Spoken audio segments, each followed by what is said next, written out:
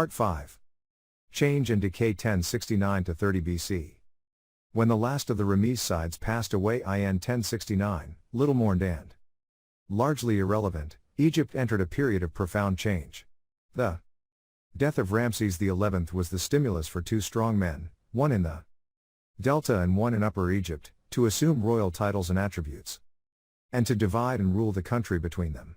Whether the formal bifurcation of the two lands represented an outright rejection of the pharaonic ideal of national unity, or merely a return to a more natural state of affairs, it ushered in a long-lasting era of political fragmentation, of a kind not seen for 1,000 years.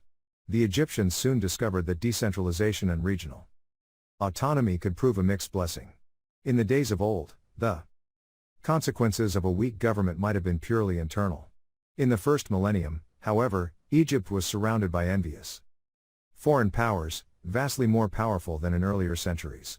From the 11th to the 4th centuries, Egypt's strategic weakness led to repeated invasions.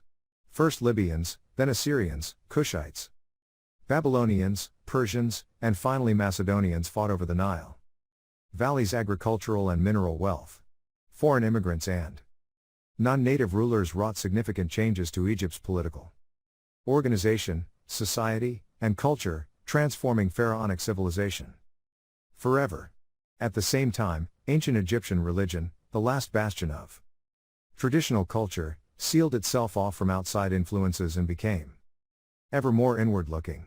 In the face of younger, more dynamic civilizations, Egypt's introspection led in the end to atrophy and extinction. Part 5 charts the final tumultuous millennium of ancient Egyptian history, from the Libyan takeover to the Roman conquest. The first 3 centuries of post-Ramesside rule were relatively peaceful, with collateral branches of a Libyan royal family managing to maintain an uneasy balance of power. But the return of Egypt's old enemy, the Kingdom of Kush, in 728 smashed the status quo, and for the next 400 years the Nile Valley was racked by division, conflict, and foreign occupation. 4 successive Assyrian invasions in the space of 3 decades culminated in the sack of Thebes, delivering a bitter blow to Egypt's national pride. Amid the chaos, a dynasty from Se maneuvered its way to power, throwing off the Assyrian yoke and repulsing attempted invasions by Babylonia, before finally succumbing to the Persians. Egypt lost its crown to a resurgent Mesopotamia, and never again regained its former supremacy in the Near East. The ever-present Persian threat hung like a dark cloud over the last native dynasties, whose members squabbled over the remains of Egypt, behaving like fractious warlords instead of mighty pharaohs. Alexander the Great's arrival in 332 seemed to offer deliverance, and his brief sojourn in the Nile Valley had as profound an effect on Egypt as it did on the man himself. His successors, the Ptolemies, tried to recapture the glories of the past, albeit with a distinctly Greek flavor. But their constant feuding, coupled with their neglect of Upper Egypt, the crucible of pharaonic civilization, led to political instability, a long-running southern insurgency, and terminal decline. The last act of Egypt's great drama was played out in the streets of Alexandria with a cast of characters as famous as any, Caesar, Mark Antony, and Cleopatra. With her death, in 30, Egypt became a Roman imperial possession and its 3,000-year-old pharaonic tradition came to an end. Chapter 19. A house divided. The enemy within. Pharaonic propaganda must sometimes have rung rather hollow, even for a population fed an incessant and unvarying diet of government spin. By the time of Ramses XI's death in 1069, Egypt's kings had been boasting of their famous victories against Libyan invaders for the best part of a century and a half. Back in 1208, Meremta had ordered a great commemorative inscription to be set up in the temple of Amun-Ra at Ipizit, recounting his crushing defeat of one such incursion led by the Libyan chief Mary. Just 3 years later, the Libyans had returned. Another military victory and another commemorative inscription had duly followed, but the pharaoh's efforts had bought Egypt barely 2 decades of peace and security. And what Meremta's publicists had failed to mention was that the government had been forced to install a defensive garrison in the southern oasis to prevent infiltration from the desert, and that the very soldiers manning the defenses were themselves Libyan mercenaries. Poachers turned gamekeepers. Under Ramses III, the battles against the Libyans in 1182 and 1176 had been nowhere near as conclusive as the official propaganda had suggested. Behind all the triumphalism, the authorities had felt it necessary to fortify temples on the west bank of the Nile, including the king's own mansion of millions of years, with its valuable treasuries and granaries. Despite the Egyptians' best endeavors, the Libyans, who had been repelled from the western delta, had simply turned southward to infiltrate the Nile Valley in Upper Egypt. The frequent attacks on Thebes during the later Ramesside period showed the Libyans' determination and persistence. Ramses III had also boasted of forcing thousands of Libyan prisoners to cross the river, bringing them to Egypt, where they were settled in fortified camps. Strongholds of the victorious king, one branded with the pharaoh's name, and forcibly acculturated, he makes their speech disappear and changes their tongues, so that they set out on a path they have not gone down before. 2. Yet the integration had often been only superficial, and sizable concentrations of Libyans around the entrance to the Fayum and along the edges of the western delta had resolutely hung onto their ethnic identity, forming distinctive communities within the local Egyptian population. By the reign of Ramses V, a land survey of Middle Egypt noted a substantial proportion of people with foreign names. The Libyans were by now well ensconced. A generation later, a boisterous community that had settled in the central delta near the town of Perhebet, modern Bibit el Hagar, was causing the Egyptian authorities particular concern. During the course of the Ramesside period, Egypt had unintentionally become a country of two cultures, in which a large ethnic minority made its presence increasingly felt. Of all the country's institutions, the army had felt the impact of Libyan immigration most acutely. The Egyptian military had a long and proud tradition of employing foreign mercenaries, and had therefore proved a natural and popular career choice for many Libyan settlers. Whether manning remote desert garrisons or fighting on campaign, Libyan soldiers had served their adopted country with loyalty and distinction throughout the second half of the 20th dynasty. Moreover, some of the more ambitious Libyan soldiers had been able to secure themselves positions of considerable influence at the heart of Egyptian government. Two such individuals were Payank and Herihor, the military strongman who headed the Theban junta in the dying days of Ramses XI's reign. By 1069, Libyans in Egypt had not only achieved high office, they stood ready to assume the government itself.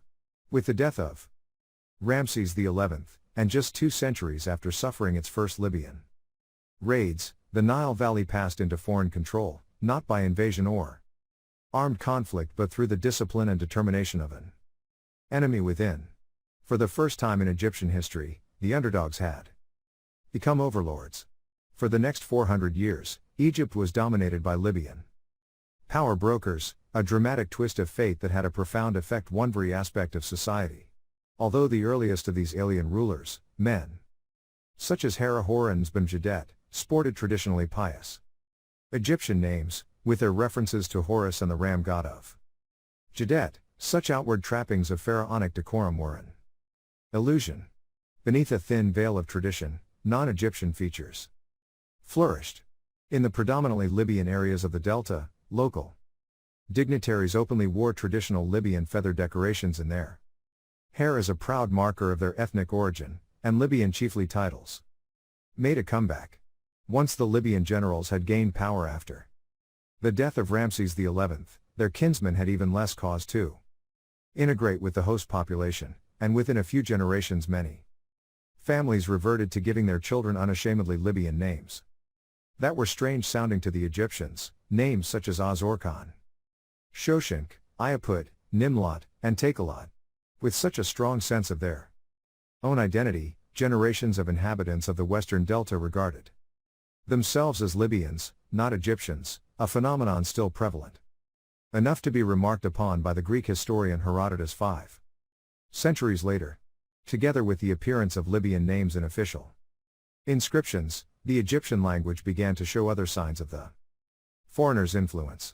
Ever since the Middle Kingdom, written Egyptian, carved into temple walls in finely executed hieroglyphs had preserved the classic form of the language. Vernacular spoken Egyptian, by contrast, had diverged a long way from this pure written form, to the point where the two versions were practically different dialects. While this posed no problem for native Egyptian scribes schooled in the classical script, it must have been a considerable impediment to the Libyan bureaucrats and priests who now ran the country. For them, mastering one form of Egyptian was quite enough. As a result, official inscriptions of the Libyan period show a marked preference for spoken forms, workaday grammar, and simple vocabulary, in contrast to the more refined formulations of the ruling class. Language and its precise use had always been of special significance to the Egyptian monarchy, since the choice of royal names and epithets expressed the underlying theology of kingship and set the pattern for a reign. But all this was alien to the Libyan rulers. They adopted the trappings of Egyptian royalty without, perhaps, properly understanding the trappings' nuanced symbolism. Royal titles were simply recycled from one reign to another, repeated ad nauseam. The ancient designation dual king lost its sacred exclusivity and became just another handle. In their choice of royal names, too, the kings of the 21st dynasty seemed to be trying too hard, sporting bizarre and convoluted formulations such as Paspakaaniat, the star rises over the city. Such clumsy attempts at authenticity fooled nobody. Indeed, the Libyan elite showed their true colors in their obsession with family trees. The recitation of long genealogies is a feature of oral tradition in non-literate semi-nomadic societies, and the Libyans of the late 2nd millennium BC were no exception. Even after they had gained a written language from their Egyptian hosts, they lost none of their penchant for celebrating long lines of ancestors. For example, one priest from Ayunu had a monument carved with the names of 13 generations of his forebears, stretching back 3 centuries, despite the fact that the family had been settled in the same Egyptian city and had held the same office for 11 of those generations. Another carryover from the Libyans' nomadic past was their relative lack of interest in death and the afterlife. Their animal herding ancestors had been used to burying their dead where and when they fell, with little preparation and less fuss. Ancient Egypt, by contrast, had always been punctilious about mortuary provision. Yet the country's new Libyan rulers stayed true to their own cultural instincts and showed a casualness in their approach to the next world that must have been truly shocking to their Egyptian hosts. Individual burials were eschewed as a waste of resources in favor of communal family vaults with little decoration. Even the Libyan pharaohs were content to be buried cheek by jowl with their relatives, in modest stone-built tombs cobbled together from whatever blocks came to hand. Funerary equipment was often recycled from nearby burials, as if equipping the deceased for eternity were a chore, to be accomplished as speedily and cheaply as possible. The construction of splendid royal sepulchres in the Valley of the Kings, and equally magnificent mortuary temples on the Theban plain, came to an abrupt halt, never to be resumed. Tombs lost their special role as a meeting place for the living and the dead, the mortal and the divine. They were now little more than holes in the ground for bodies. If the Libyans' attitude toward death had an impact on pharaonic culture, their favored model of government had an equally powerful effect on the course of Egyptian history. In their homeland of coastal Cyrenaica, the Libyans had organized themselves along tribal lines, with fairly loose power structures based on family groups, reinforced by marriage ties and feudal allegiances. It was a world away from the strongly centralized absolute monarchy of the Nile Valley. Even before the end of the New Kingdom, Ramses XI's Libyan generals had shown their disdain for a unified state, with Payank and Herihor happily ruling the south while Nzbamjadet governed the north of the country. The administrative division of Egypt into two halves had been a feature of pharaonic government from earliest times, but always with a single king to bind the two lands together. Once Ramses XI was dead and gone, his Libyan successors saw no need to maintain this tradition. For them, having two kings ruling concurrently over different parts of the country was not anathema but entirely normal, not anarchy, but sensible decentralization. In any case, marriages and alliances maintained the bonds of loyalty between the two branches of the ruling house and served to prevent breakaway dynasties. Yet the subsequent delegation of unprecedented powers to king's sons, many of whom were put in charge of major cities, and other aspects of Libyan feudalism inevitably weakened the power of the central government and the monarchy, with inevitable long-term consequences. But all that was in the future. For now, with the last of the Ramiz side pharaohs safely interred in the Valley of the Kings, his Libyan successors could count themselves well pleased. One of them was undisputed master of Upper Egypt, the other was lord of the Delta. Egypt had entered a new era of foreign domination.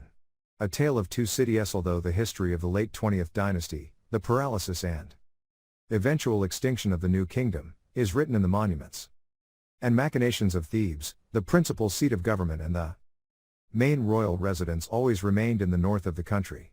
Memphis had been the capital of Egypt since the dawn of history, and it retained its role as the headquarters of the national administration right through the Ramesside period.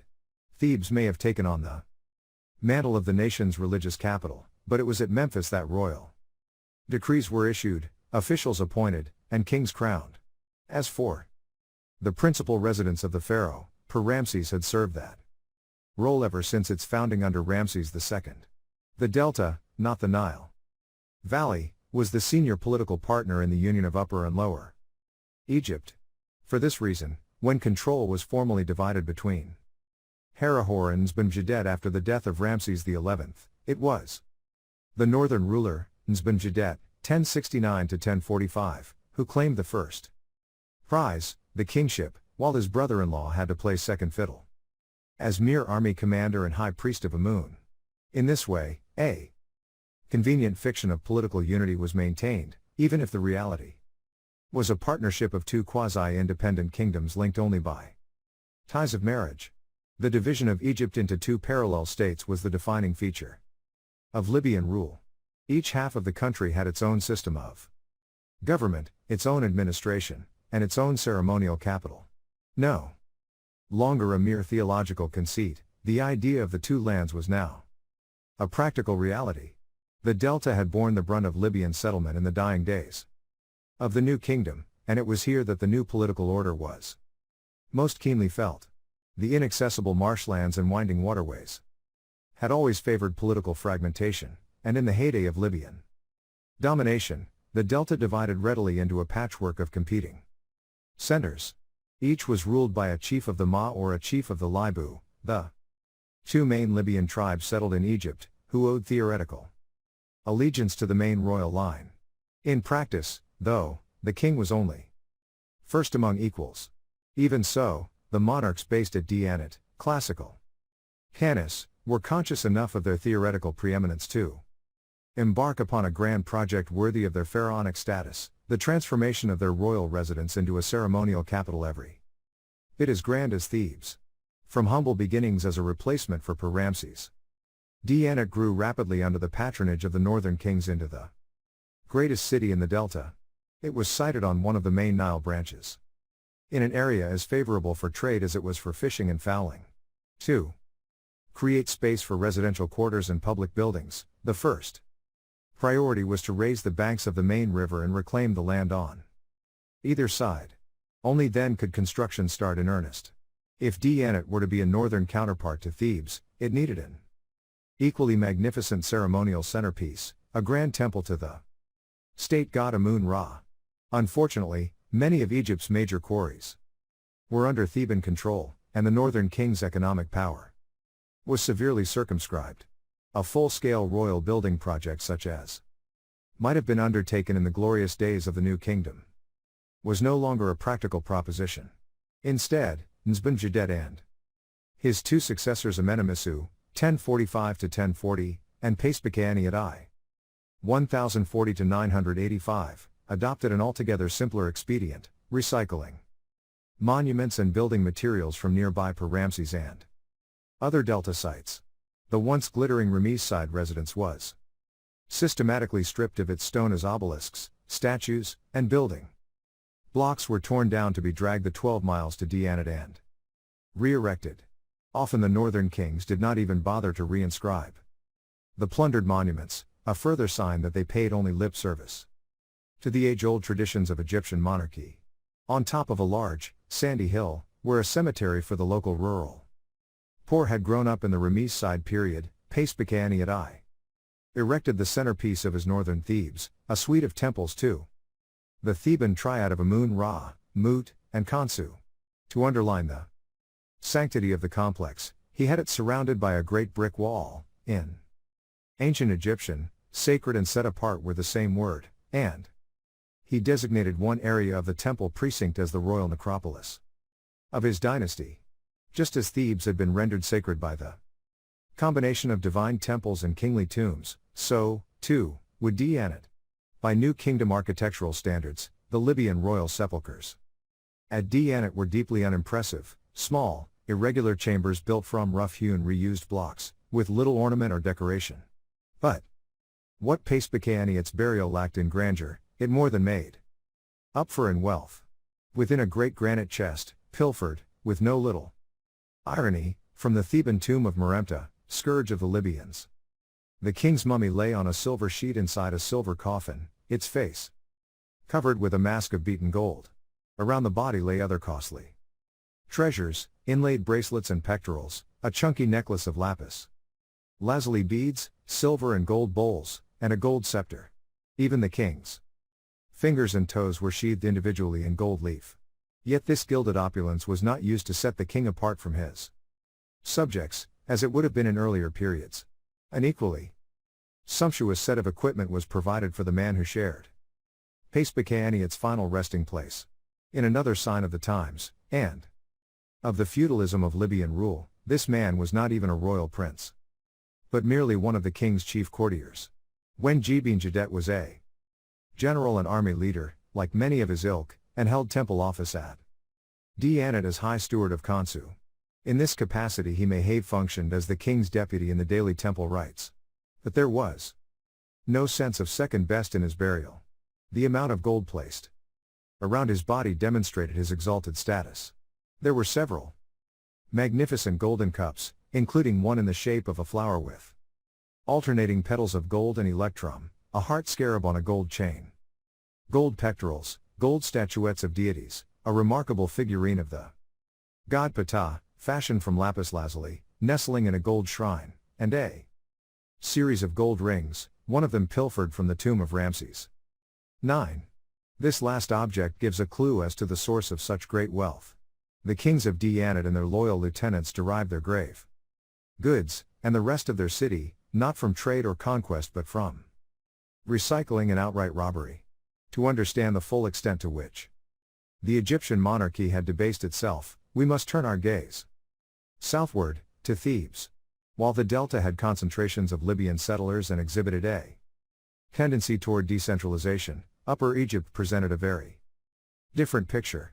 The Nile Valley was ethnically much more homogeneous, with native Egyptians forming the overwhelming majority of the population, and the geography of the valley lent itself to political cohesion. Thebes remained the largest and most important city. Whoever ruled Thebes ruled the valley. So, for Upper Egypt in general, the collapse of the new kingdom state brought not local autonomy but another long spell of Theban domination. Despite its thoroughly Egyptian character, Thebes had also fallen under Libyan influence during the Renaissance era of Ramses XI's reign, due to the presence of Libyan soldiers in the uppermost echelons of the Egyptian army. And, as we have seen, it was under the military junta headed by Payank that the state-sponsored theft of valuables from the royal tombs had begun. While campaigning in Nubia, Payank had sent one letter to Thebes ordering the scribe of the necropolis, Buthamun, and his assistant Kar to uncover a tomb amongst the tombs of the ancestors and preserve its seal until I return. 3. The general's instructions to his henchmen marked the beginning of a deliberate policy to strip royal tombs of their gold, to finance the war against Panzi and to fund Payank's wider ambitions. The fact that all this was going on under the Ancien regime Shows where power really lay. Once Ramses XI was safely dead. The New Kingdom monarchy consigned to history, and the military. Rulers of Thebes de facto kings of Upper Egypt, the systematic dismantling of the royal necropolis could be openly pursued as official government policy. At first, the main targets for the robbers were the tombs of the 17th dynasty, the burials of royal relatives in the Valley of the Queens, and the king's mortuary temples at the edge of the cultivation. Then, on the pretext of safeguarding the integrity of all royal tombs, the authorities switched their focus to the Valley of the Kings itself. In the fourth year of Herihor's rule, 1066, Buthemon received an order to carry out work in the tomb of Horemheb. It was the beginning of the end for the royal necropolis. Over the next decade, the tombs of the New Kingdom pharaohs were emptied one by one. The workmen who carried out the task even seemed to have had a map of the valley, surely provided by the authorities, to assist the clearance. Their main objective was to expropriate the large quantities of gold and other valuables buried in the Theban hills. These were swiftly removed to the state treasury, leaving only the mummies, rudely unwrapped in the search for hidden jewels, to be taken to Buthemon's imposing office at Medinet Habu for processing and rewrapping. Little wonder that Buthemon was proud to call himself, without a hint of irony, overseer of the treasuries of the kings. So rife was tomb robbery in the Theban necropolis at this time that private individuals designed their interments with an obsessive emphasis on inaccessibility, to make the robber's job as hard as possible. Besides larceny, Buthemon's exploratory work in the Valley of the Kings had a second aim, to identify a permanent repository for the royal corpses that had been so rudely removed from their resting places. The tomb of Amenhotep II, next to the tomb of Horemheb, was eventually identified as an ideal location. One fateful day around 1050, the sacred remains of Egypt's divine kings were unceremoniously gathered up and shoved higgledy-piggledy into one of the tomb's chambers. In the process, the great Amenhotep III ended up in a coffin inscribed for Ramses III, with an ill-fitting lid made for Seti II. Merempta came to rest in the coffin of Sethnecht, while his own sarcophagus made its way north to Dianat to serve the burial of Egypt's new Libyan ruler, Paspakani.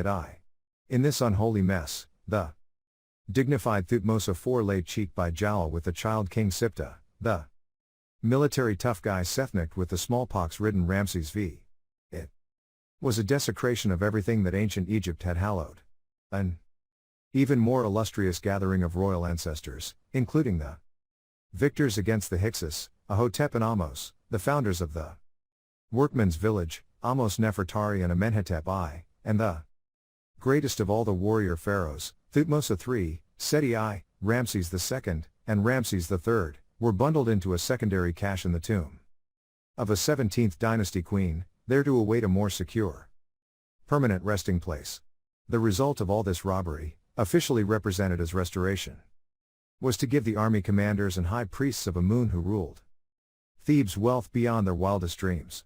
Some of the plunder found its way north to their nominal suzerains at Dianat, there to be buried alongside Paspakani and his loyal lieutenant, Wenjibin-Jadet.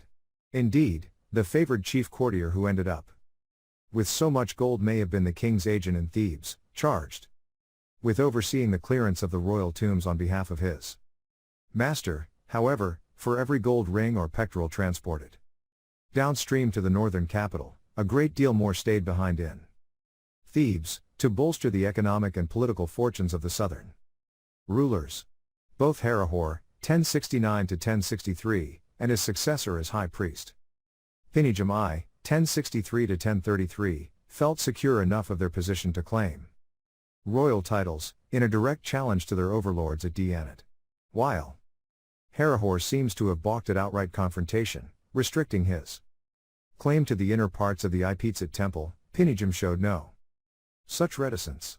Official inscriptions from the 2nd and 3rd decades of his rule were dated to the years of his independent reign, with scarcely a mention of the kings in Dianat. For his burial in the hills of Thebes, he reused coffins from the tomb of Thutmose I, to add a little 18th dynasty luster to his own monarchical pretensions. If the institution of kingship had survived the end of Remisside rule, it had done so only by cannibalizing the past. God's will. Appropriating the wealth and trappings of monarchy might have been straightforward enough, but buying legitimacy was not so easy. Until the very end of the New Kingdom, the Egyptians had viewed Libyans and all foreigners with customary disdain for the effortlessly superior natives of the Nile Valley. These hirsute, feather-wearing tribespeople from beyond the Sahara were, at best, mercenaries, and at worst, vile barbarians. Less than a generation later, the same Libyans could scarcely expect to be accepted as legitimate rulers of Egypt, even if they now held all the levers of power. The solution to the Libyans' dilemma lay, as always, in the subtle application of theology. It was no accident that, at Decay and Thebes, temples were placed at the symbolic heart of Libyan rule. The great temple of Amun-Ra at Ipizit had been the religious epicenter of the New Kingdom monarchy. By replicating the temple in the northern capital of Decay, Nzben and his successors were pursuing a very deliberate agenda, an attempt to gain divine sanction for their alien regime by placing the supreme god at the apex of society. Conveniently, they could present their policy as a continuation of Ramses XI's Renaissance, taking Egypt back to its pristine state at the dawn of time when the gods ruled on earth. But in practice, it represented a decisive break with New Kingdom modes of rule.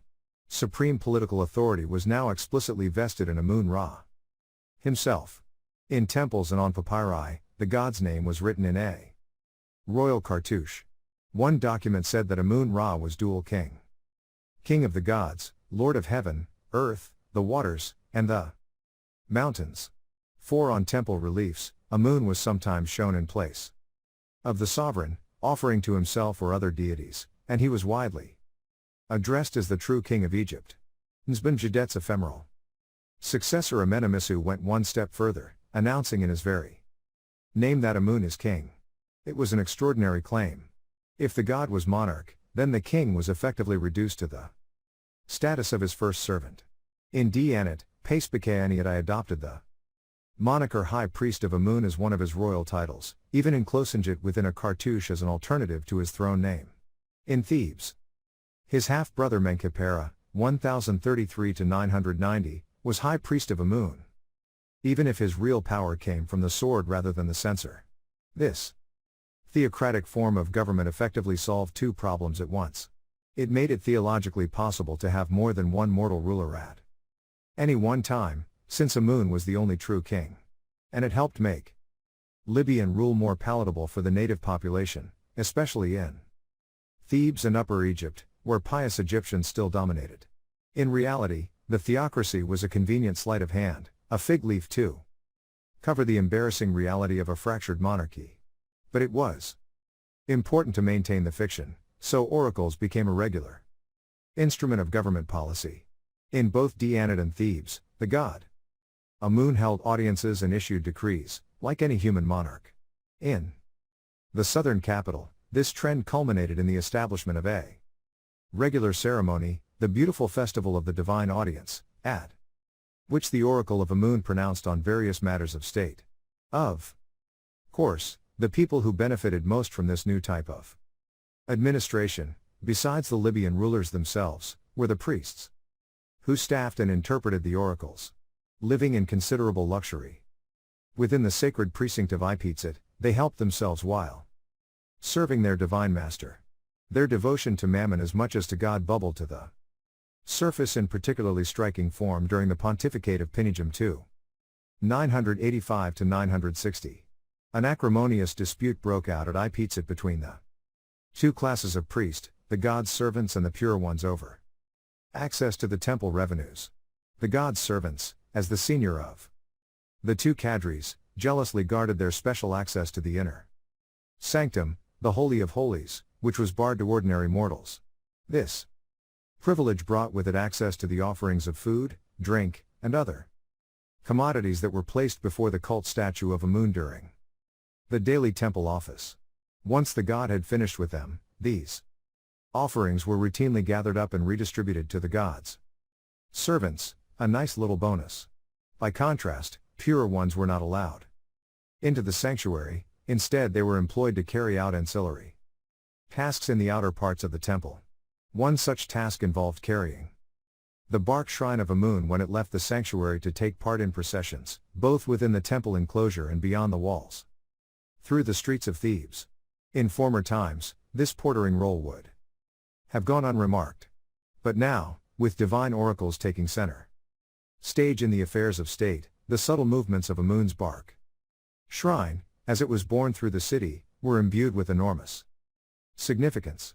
A sudden lunge, a fleeting tilt, these could be interpreted as indications of God's will, with repercussions for the priesthood, the Theban realm, and the whole of Egypt. The lowly porters recognized that the destiny of the entire nation rested, quite literally, on their shoulders, and they were not slow in turning this influence to their economic advantage. Their demand for a larger slice of the cake brought them into direct conflict with the God's servants. A new political reality had intruded upon ancient privileges. So great was the material wealth of the Amun priesthood, especially in Thebes, that the Libyan ruling class used every means at their disposal to secure lucrative temple posts. Wives and daughters played a particularly prominent role, helping to secure their clan's economic and political power by putting themselves forward for prestigious positions in the priestly hierarchy. Within a few generations, the office of God's wife of Amun came to eclipse even the high priesthood itself. Although the post-Ramesside rulers of Thebes styled themselves high priests of Amun and claimed to take their orders from the supreme deity, the real basis for their political authority was naked force. The power of the army, not divine sanction, underpinned their regime. Herihor and his successors were experienced enough tacticians to realize that coercive power was the most effective tool of government. So, right from the start, they set about reinforcing their military dictatorship with the architecture of oppression, a string of fortified installations throughout Upper Egypt. The initial links in this chain were 5 forts in the northern stretch of the Nile Valley, forts that, ironically, had been built by the Ramesside pharaohs to keep the Libyans out of Egypt. By the end of Ramses XI's reign, these forts had fallen into Libyan hands, to be used as a springboard for the takeover of the whole country. They enabled Egypt's new strongmen to monitor Nile traffic and crush any local insurrections quickly and ruthlessly. Little wonder that the rule of the generals was established with little resistance before the last Ramses was even cold in his grave. Chief among the northern forts was Tadj, modern Al-Hiba, which commanded the east bank of the Nile just south of the entrance to the Fayum. This marked the northern border of the Theban realm, and was the principal residence of the army commanders cum high priests. It is telling that, from Payank onward, the generals who ruled Thebes visited the great city only on high days and holidays, preferring the security of their northern bunker to their city palace surrounded by native settlements. Perhaps they realized just how unpopular their rule was with the traditionally minded population of the south. The simmering tensions in Upper Egypt exploded early on, at a moment of weakness for the military regime. When Pinijamai elevated himself to the kingship, he appointed his eldest son, Masaharda, to succeed him as high priest of Amun. For someone with such an overtly Libyan name to stand at the head of the Amun priesthood must have been an affront to many Egyptians, but they had no choice. However, when Masaharda died suddenly in office in 1044, the Theban populace saw its chance and erupted in revolt. Masaharda's successor, his younger brother Chkanzuifank, was forced from office after the briefest of tenures. To the skeptically minded, his rapid fall from grace would have proved the unreliability of divine oracles. Despite bearing a name that meant Khonsu said he will live, Chkanzuifank had his fate sealed by rather more human forces. For a moment, it looked as if Upper Egypt might reassert its independence, but the army commanders were not going to give up without a fight. From the safety of Tadj, Pinijam immediately proclaimed his third son, Menkaperra, high priest and sent him southward in bravery and strength to pacify the land and subdue its foe. 5. With the full backing of the army, Menkaperra quelled the uprising and reasserted his family's authority over Thebes. The Ringleaders of the rebellion were rounded up and banished to the western desert oases, their death sentences commuted to internal exile, perhaps to avoid stoking further resentment among the local population. Only after an interval of some years, with the flames of resistance well and truly smothered, were the exiles allowed back. However, Menkaperra retained the right to execute any future plotters who threatened his own life. To drive the message home, he ordered a new series of fortresses to be built much closer to Thebes, at strategic locations on the east and west banks. Like the Norman castles of England, the Libyan strongholds dominated the Nile Valley, a daily reminder to the natives that they were now a subject people in their own land. Throughout the length and breadth of the country, civilian settlements, too, were fortified. The Egyptians were surrounding themselves with high walls to shut out an increasingly frightening and unfamiliar world. A reputation in ruins. In the dying days of Ramses XI's reign, the general Payank had posed in one of his letters home a heavily loaded rhetorical question: of whom is Pharaoh still the superior? 6. Its answer lay in its very asking. At that very moment, royal power was ebbing away fast, and the age-old pattern of pharaonic government was about to be radically rewritten. The formal division of Egypt between a line of kings at Dianat and their close relatives, the army commanders and high priests of Amun at Thebes, only served to tarnish still further the reputation of the Egyptian monarchy. Furthermore, Payank's protracted war against the viceroy of Kush, Panzi, signally failed to re-establish Egyptian control of Nubia. With access to the all-important gold mines and the sub-Saharan trade routes lost, Egypt's economy faltered. The loss of the Near Eastern colonies dealt pharaonic prestige another severe blow, reducing the state's revenues from Mediterranean commerce. Even if Herihor and Nzban-Jadet had been able to mobilize the nation's manpower and resources as in former times, the state's much reduced coffers would simply not have supported ambitious building projects. It was all the northern kings could do to demolish the monuments of Per-Ramses and use the second-hand stone to construct their ceremonial capital. Most of them did not even bother to record their achievements at Thebes, as all their new kingdom predecessors had done. Herihor's military regime could have tried to win back some international prestige by going on campaign, in traditional pharaonic fashion. But Nubia was too distant and dangerous, and the Near East was separated from Thebes by the northern kingdom. More to the point, the army authorities and garrisons were preoccupied with internal security, which left them little opportunity or appetite for foreign adventures. Nothing better illustrates the precipitous decline of Egypt's international reputation than the report of Wenamun, a text written in the early years of Herihor's rule. Whether fact or fiction, it takes Egypt's sharply reduced status on the world stage as a leitmotif, at times seeming to revel in the country's embarrassment at the hands of its erstwhile vassals. According to the report, Wenamun, an elder of the portal of Ipizit, was sent by Herihor in 1065 to Kebni to bring back a consignment of cedar for the bark shrine of Amun-Ra. The hills of Lebanon had been Egypt's principal source of cedar for 2 millennia. And a state-sponsored expedition to Kebni was nothing unusual. After stopping off at Dianat to pay his respects to King Nzban-Jadet and his queen, Tentamun, Wenamun eventually set sail for Kebni, hugging the coastline as countless expeditions had done over the centuries. But no sooner had he dropped anchor in the harbor of Dor, a port in southern Palestine, than he was robbed by his own crew. Wenamun's pleas to the ruler of Dor for compensation fell on deaf ears, and the hapless envoy spent 9 days marooned in the harbor before setting sail again.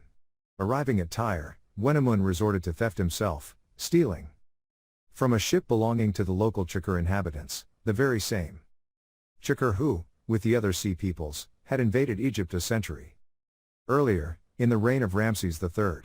After fleeing at dawn to avoid detection and reprisals, Wenamun eventually arrived at his destination, Kebni, only to be refused entry to the harbor by the local ruler. In the changed circumstances of the 11th century, an Egyptian envoy without documents or gifts could be shown the door just like any other unwelcome visitor. It was a severe embarrassment, both for Wenamun and for his masters back home. He had to wait nearly a month for payment to be sent from Egypt, all the while enduring the taunts of the ruler of Kibni. Eventually, Wenamun received the consignment of timber, narrowly escaped arrest for theft, the Chukar having caught up with him, and fled once again, this time to Cyprus, where the locals welcomed him by threatening to kill him.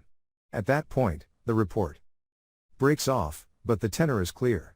In the far-off days of the 12th dynasty, another great literary classic, the tale of Sinuhe, had also taken as its theme an Egyptian abroad. The contrast between Sinuhe's fate and Wenamun's could not be greater.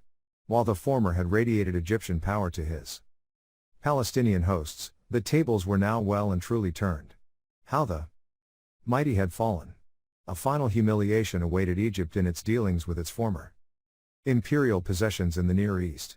If a fragmentary relief of King Siamun, 970 to 950, from Diyanet can be taken at face value, this Libyan ruler launched a raid against southern Palestine, perhaps capturing the important town of Gezer.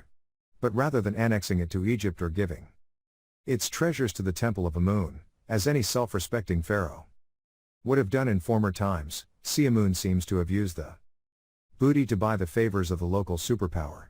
According to the biblical first book of Kings, the spoils of Gezer were handed over, together with the pharaoh's own daughter, to Solomon of Israel. 7. In the prosecution of New Kingdom diplomacy, the pharaoh had frequently taken other kings' daughters in marriage to cement strategic alliances, but he would never have agreed to an Egyptian princess being used in this way. Now, in the 10th century, Egypt had to face the uncomfortable truth: a house divided, it was no longer a force to be reckoned with, merely another bit player in the febrile world of Near Eastern power politics. Egypt's star had waned, its reputation was in tatters, and there seemed little prospect of a return to the might and majesty of the new kingdom. Yet, at least one Libyan ruler had other ideas. Chapter 20. A Tarnished Throne. Jerusalem the Golden. The separation of the two lands into their constituent parts might have been the new political reality, but it was anathema to traditional Egyptian ideology, which emphasized the unifying role of the king and caste division as the triumph of chaos. As the Hyksos had shown 5 centuries earlier, the sheer weight and antiquity of pharaonic beliefs had a tendency to win in the end. And, as the Libyan elite became more entrenched, more secure in its exercise of power, a curious thing happened. In certain important aspects, it started to go native. It was at Thebes, heartland of pharaonic orthodoxy, that the first signs of a return to the old ways manifested themselves. After the reign of Pinijam I, 1063 to 1033, subsequent high priests eschewed royal titles, dating their monuments instead to the reigns of the kings at Diyanet. Not that men such as Menkaperra, Nzbanjadet II, and Pinijam II were any less authoritarian or ruthless than their predecessors, but they were willing to recognize the supreme authority of a single monarch. This was an important, if subtle, change in the prevailing philosophy. It reopened the possibility of political reunification at some point in the future. That moment came in the middle of the 10th century. Near the close of the reign of Paspakaniat II, 960 to 950, control of Thebes had been delegated to a charismatic and ambitious Libyan chieftain from Bast, a man named Shoshenq. As great chief of chiefs, he seems to have been the most forceful personality in court circles. Moreover, by marrying his son to Paspakaniat's eldest daughter, Shoshenq reinforced his connections with the royal family. His calculations paid off. After Paspakaniat's death, Shoshenq was ideally placed to take the throne. The chieftain's accession marked not just the beginning of a new dynasty, reckoned as the 22nd, but the start of a new era. From the outset, Shoshenq I, 945 to 925, moved to centralize power, re-establish the king's political authority, and return Egypt to a traditional, new kingdom, form of government. In a break with recent practice, oracles were no longer used as a regular instrument of government policy. The king's word had always been the law, and Shoshenq felt perfectly able to make up his own mind without Amun's help. Only in far-off Nubia, in the great temple of Amun-Ra at Napata, did the institution of the divine oracle survive in its fullest form, with long-term consequences for the history of the Nile Valley. Despite his overtly Libyan name and background, Shoshenq was still the unchallenged ruler of all Egypt. Moreover, he had a practical method of imposing his will over the traditionally minded South, and reigning in the recent tendency toward Theban independence, by appointing his own son as high priest of Amun and army commander. He ensured Upper Egypt's absolute loyalty. Other members of the royal family and supporters of the dynasty were similarly appointed to important posts throughout the country, and local bigwigs were encouraged to marry into the royal house to cement their loyalty.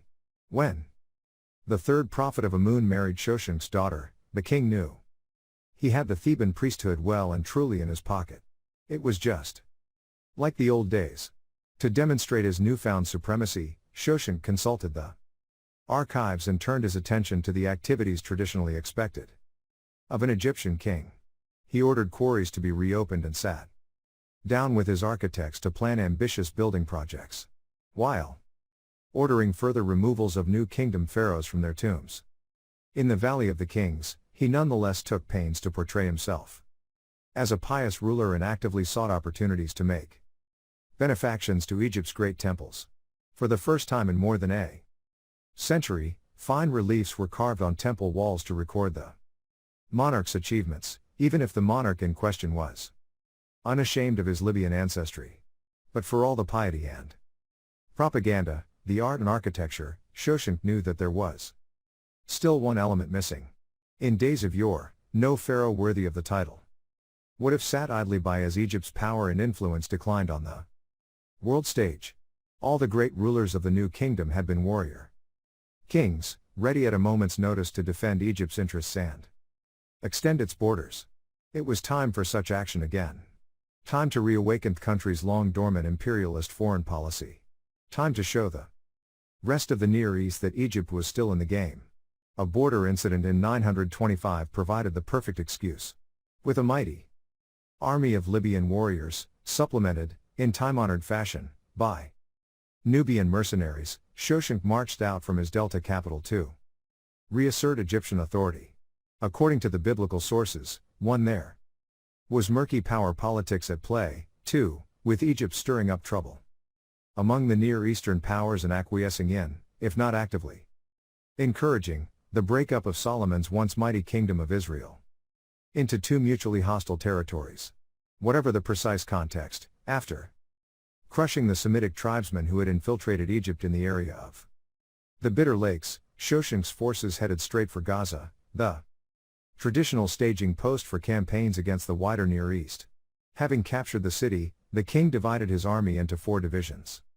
With distant echoes of Ramses II's 4 divisions at Kadesh, he sent one strike force southeast into the Negev desert to seize the strategically important fortress of Sharuhan.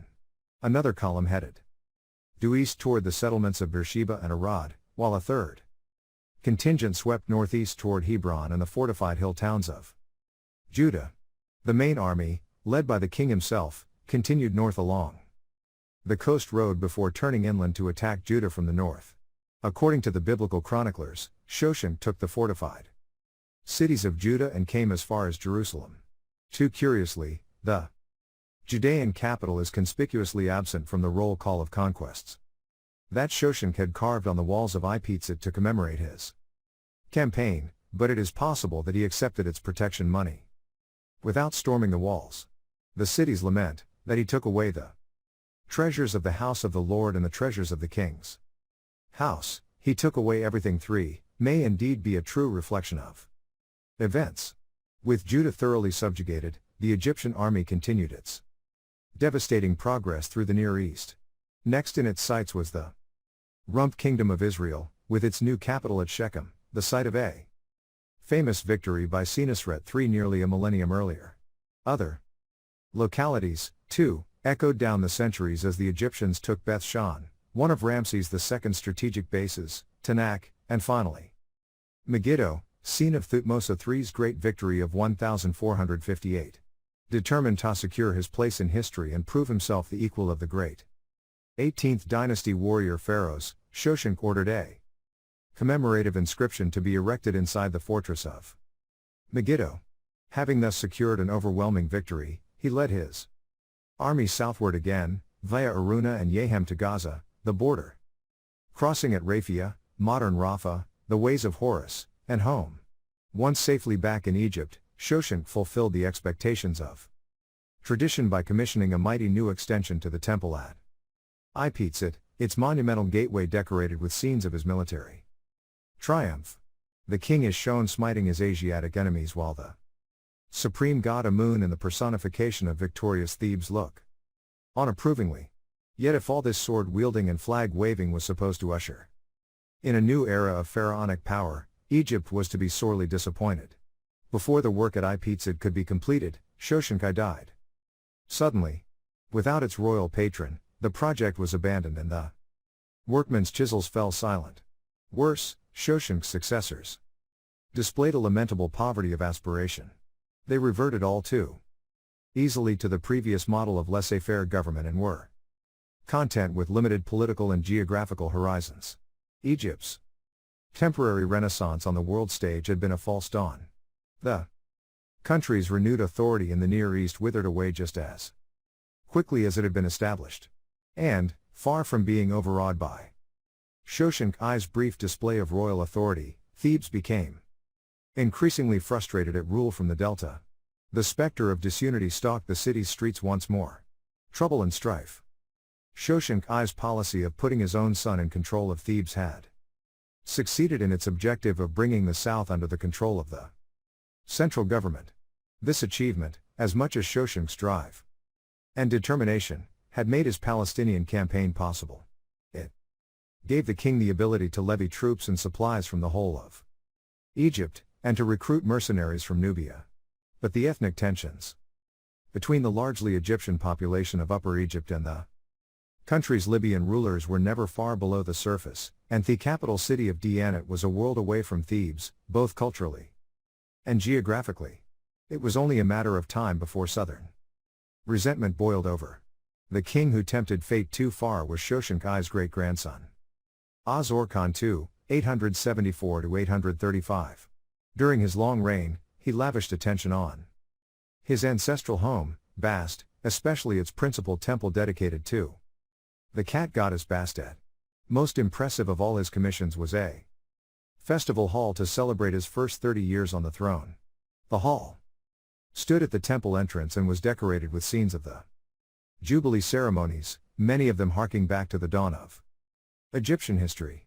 In conception, it was every inch a traditional pharaonic monument. In execution, too, it stood comparison with the grand edifices of the New Kingdom. But its location, the remote central delta, not the religious capital of Thebes, betrayed its patrons' provincial origins. Az-Ur-Khan II further underlined his loyalty to his home city by building a new temple in Bast, dedicated to Bastet's son, the lion-headed god Maz. Yet, far from lionizing their sovereign for such pious works, the Thebans looked on in disgust. Eventually, Upper Egyptian frustration reached the breaking point. The inhabitants of Thebes desperately wanted self-rule and looked for a figurehead to lead the charge. The spotlight, not unnaturally, fell upon the high priest of Amun, Horsius. The fact that he was Az-Ur-Khan II's second cousin mattered less than the symbolic potency of his office.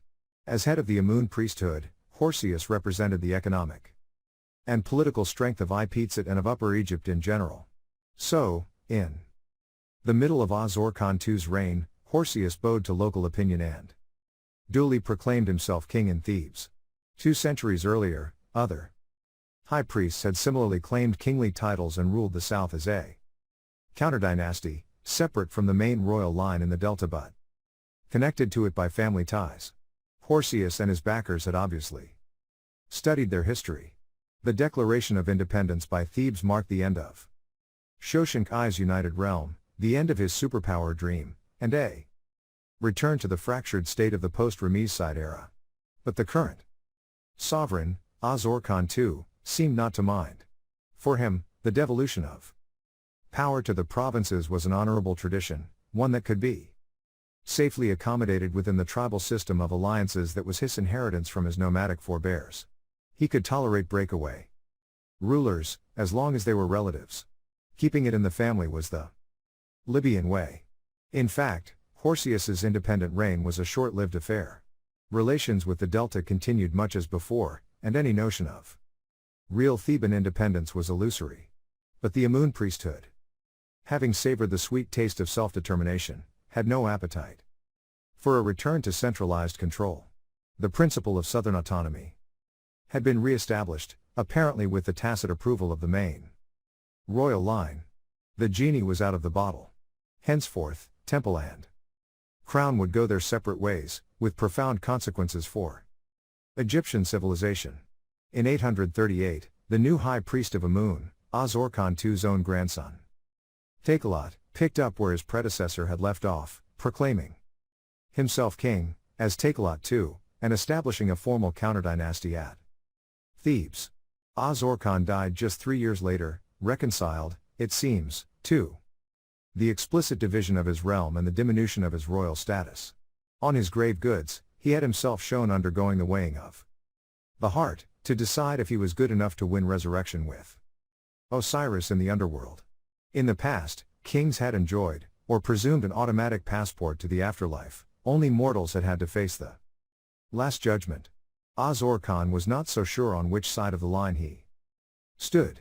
In a gesture of farewell, the dead king's faithful army commander carved a lament at the entrance to the royal tomb, but it was a threnody for a fellow traveler, not an elegy for a divine monarch.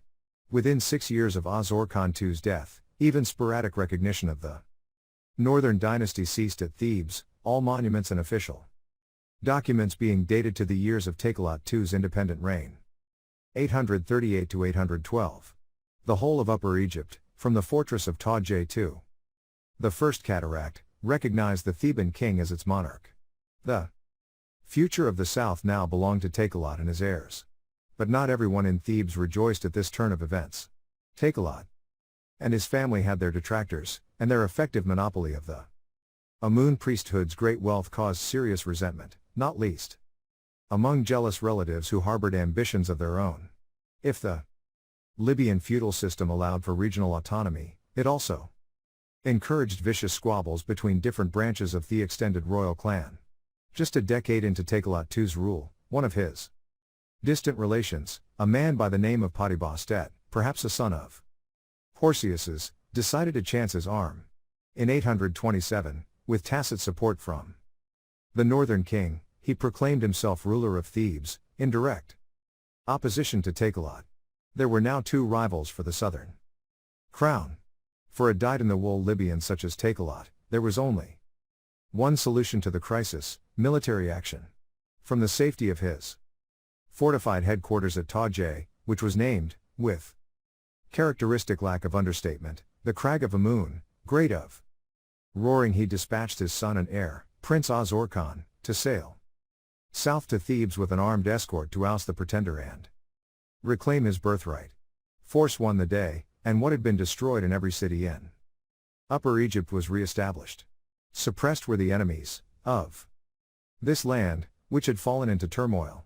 For on reaching Thebes, Prince Az-Orkhan took part in a religious procession to confirm his pious credentials before receiving homage from the entire priesthood of Amun and every district governor.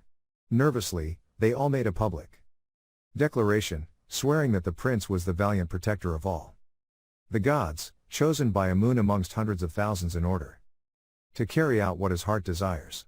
5 And well they might, knowing as they did the alternative. Once back in control, Prince Az-Orkhan showed the rebels, some of whom were his own officials, no mercy. In his victory inscription, he callously describes how they were bound in fetters, paraded before him, then carried off like goats the night of the feast of the evening sacrifice. 6 As a brutal warning to others, every one was burned with fire in the place of the crime. 7 With his enemies literally reduced to ashes, Prince Az-Orkhan set about putting Theban affairs in order. He confirmed the temple Revenues, heard petitions, presided at the inauguration of minor officials, and issued a flurry of new decrees.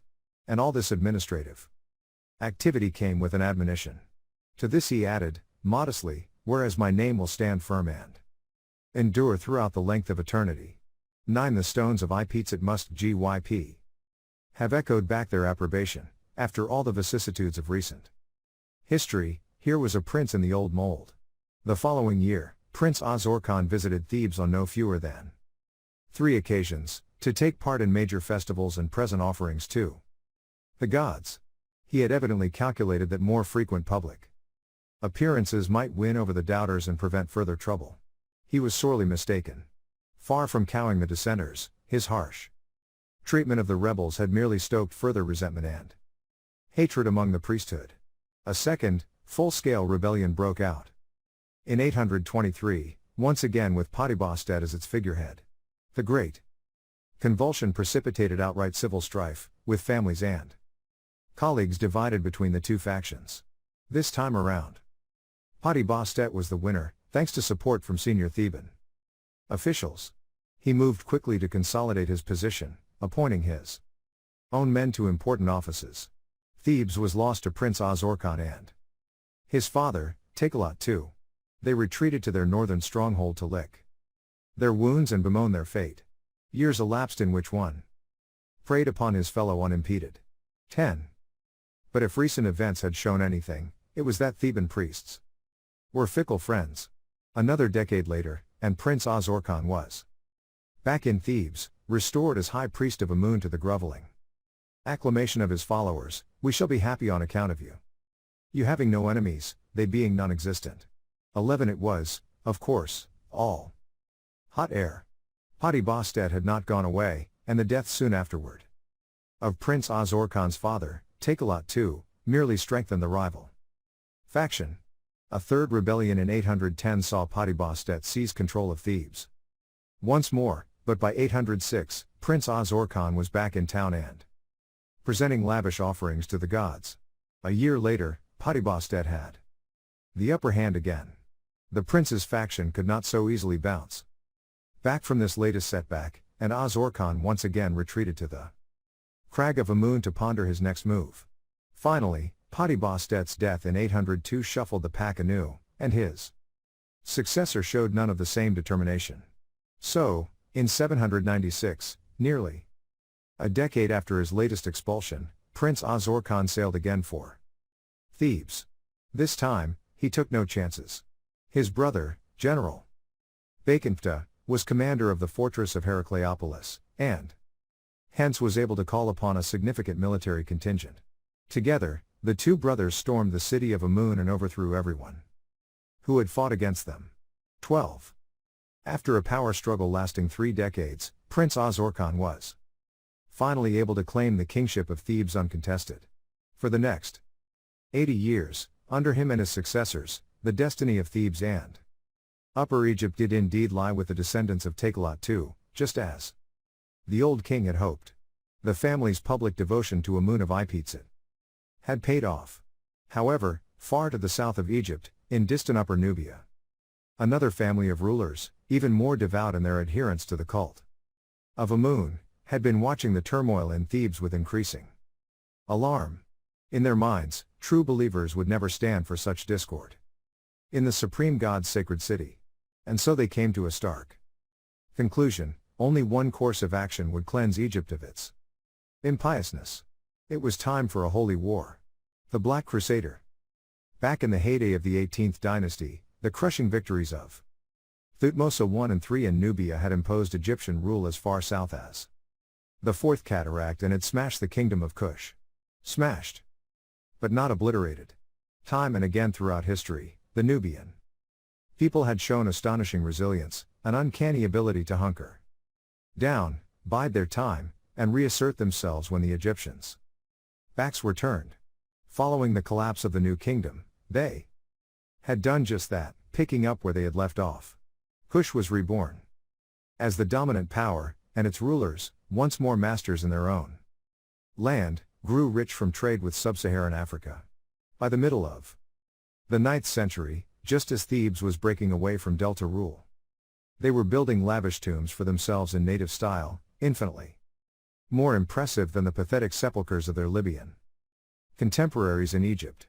The rulers of Kush considered themselves superior in another important respect, too. They earnestly believed themselves to be the true guardians of Egyptian kingship. This astonishing conviction was a legacy of New Kingdom imperialism. When Thutmose I had invaded Kush, he had taken with him not just battalions of Egyptian soldiers but also the high priest of Amun. His objective had been not simply to subjugate vile Kush but also to convert its heathen inhabitants to the true religion. To the same end, Thutmose III had built a great temple to Amun at the foot of Upper Nubia's holiest mountain, Gabal Barkal. The Egyptian propagandists had declared the mountain to be the southern home of Amun and a Nubian counterpart to Ipizit. Moreover, they had pointed to a towering pinnacle of rock at one end of the mountain that closely resembled a rearing cobra, the protector of Egyptian kings, wearing the white crown of Upper Egypt. The presence of such powerful symbols of kingship allowed the Egyptians to claim that Gabal Barkal was the original birthplace of the Egyptian monarchy and, a crucial piece, that Nubia as far south as the Holy Mountain was merely an extension of Upper Egypt. Not for the first time, theology provided Egyptian rule with an irrefutable legitimacy. Little did the Egyptians imagine, however, that once they left Nubia, their own propaganda would come back to haunt them. The cult of Amun and the belief that Gabal Barkal was the origin and source of pharaonic authority were so inculcated in the Nubian elite that these beliefs survived as tenets of faith long after the Egyptian withdrawal. In the 10th century, a Nubian queen could happily cast herself as a crusading monarch, battling to extend Amun's writ across heathen territories. The early Kushite rulers of the 8th century were similarly ardent devotees of Amun. Around 780, the Kushite chieftain Alara, who called himself a son of Amun, restored and rebuilt the ruined temple of Amun at Gabal Barkal.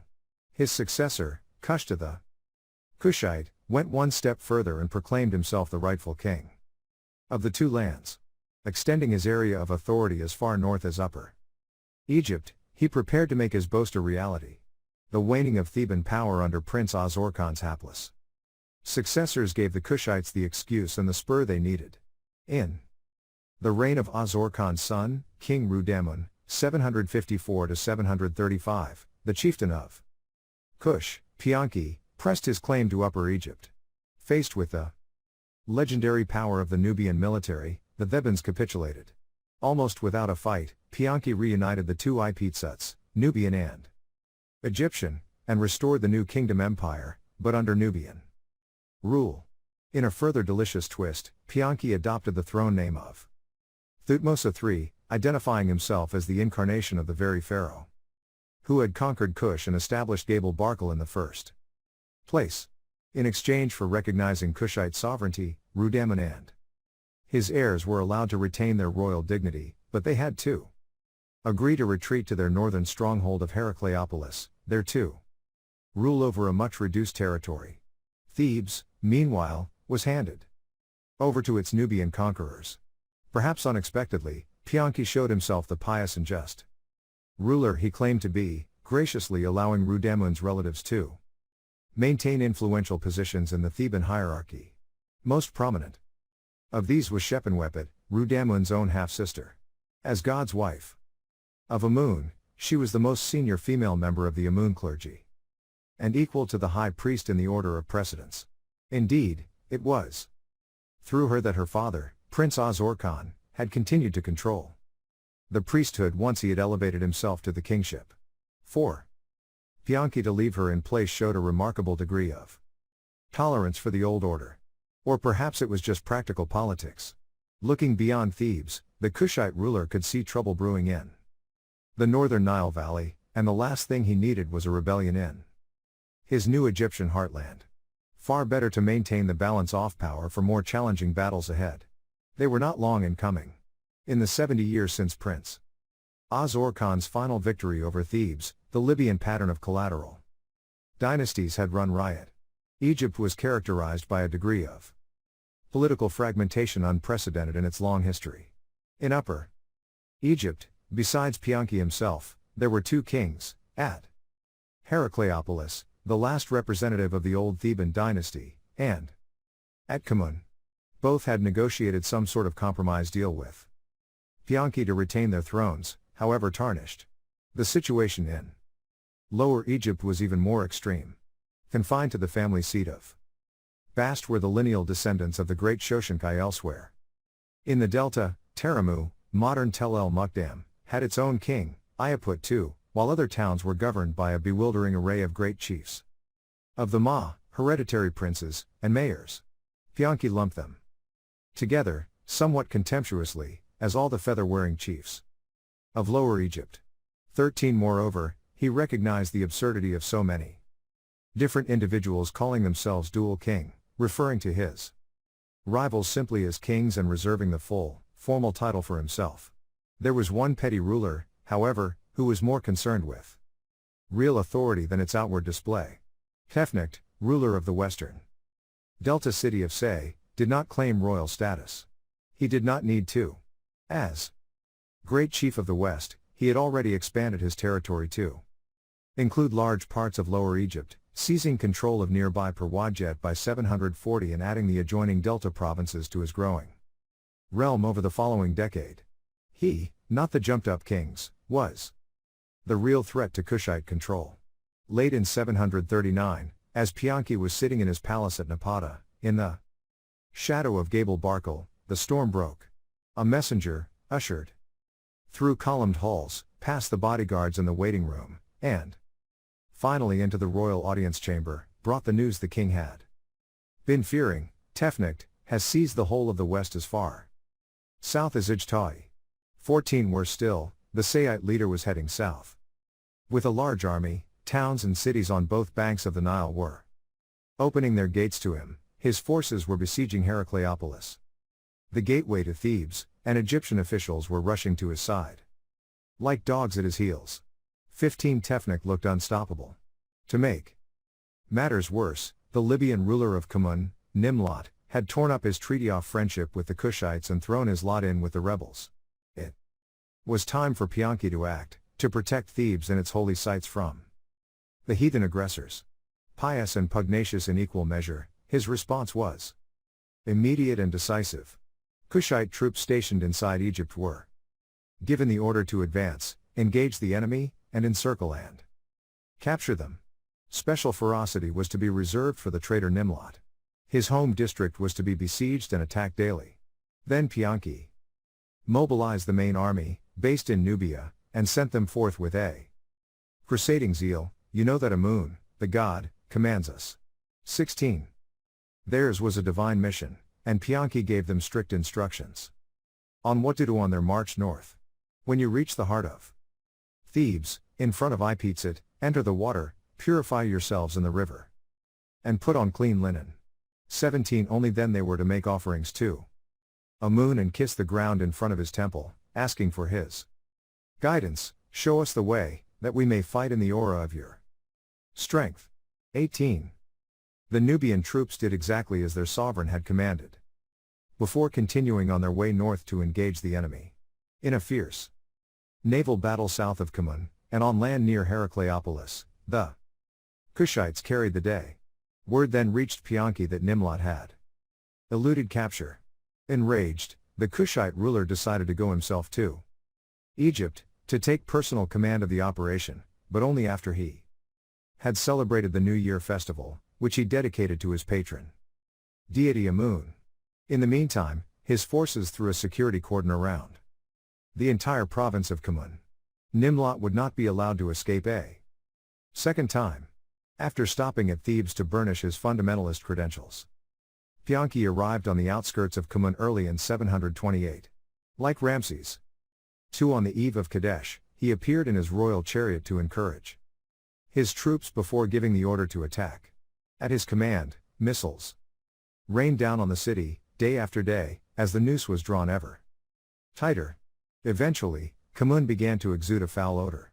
19 It was the stench of death. A short while later, the city capitulated and its treasuries were emptied for Pianki. Even Nimlot's royal crown was offered up as a trophy. In a pathetic gesture of submission, the defeated leader's female relatives came to beg mercy from Pianka's wives, daughters, and sisters, a plea for clemency, woman to woman. Nimlot's own act of obeisance was to appear before his nemesis with two well-chosen gifts, a sistrum made of gold and lapis lazuli, used in temple rituals to appease a deity, and a horse. Like every other Kushite ruler, Pianki was a lover of all things equine. He was so pleased with the gifts, and the gesture, that he had them immortalized in stone at the top of his victory monument, erected on his return home. In the temple of Amun at Gabel Barkal, Pianki's fondness for horses showed itself again in an extraordinary episode some hours later, when he went to inspect Nimlot's palace. Two rooms in particular caught his eye, the treasury and the stables. What followed speaks volumes about Pianki's priorities. The Nubian pharaoh would not be the last monarch in history to prefer horses to people. The next ruler to submit was the Kushites' erstwhile ally, King Pefjo Aibast of Heracleopolis, confirming the total surrender of Upper Egypt.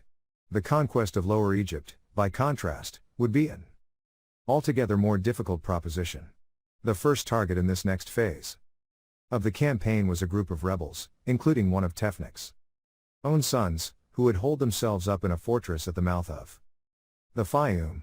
On reaching the town walls, Pianki railed against them, calling them the living dead 21 and threatening them with annihilation if they did not surrender within 1 hour. His bellicose language evidently had the desired effect, and the rebels gave themselves up. Anxious to demonstrate his magnanimity, Pianki ordered his forces not to kill any of the fort's inhabitants. All the same, its granaries, like those of Kamun, were added to the wealth of the temple of Amun at Ipitsit. It was payback time for Pianki's divine patron. Further capitulations followed, as the Kushite forces swept all before them. Next to lay down its arms was the Middle Kingdom capital of Ijtai, still an important town in the northernmost Nile Valley. And then, after weeks of campaigning, Pianki reached the ultimate objective office: Holy War, the capital city of Memphis itself. Once again, he urged its citizens not to bar their gates or fight, promising that, if they surrendered, he intended only to honor the local god Ptah and then continue northward in peace. 22 He pointed to his exemplary record of clemency. Look at the southern districts. Not a single person was killed there, except for enemies who blasphemed against God. 23. Memphis ignored his blandishments and closed its gates anyway. That night, under cover of darkness, the rebel leader Tefnek paid a secret visit to the city, to steal its resolve.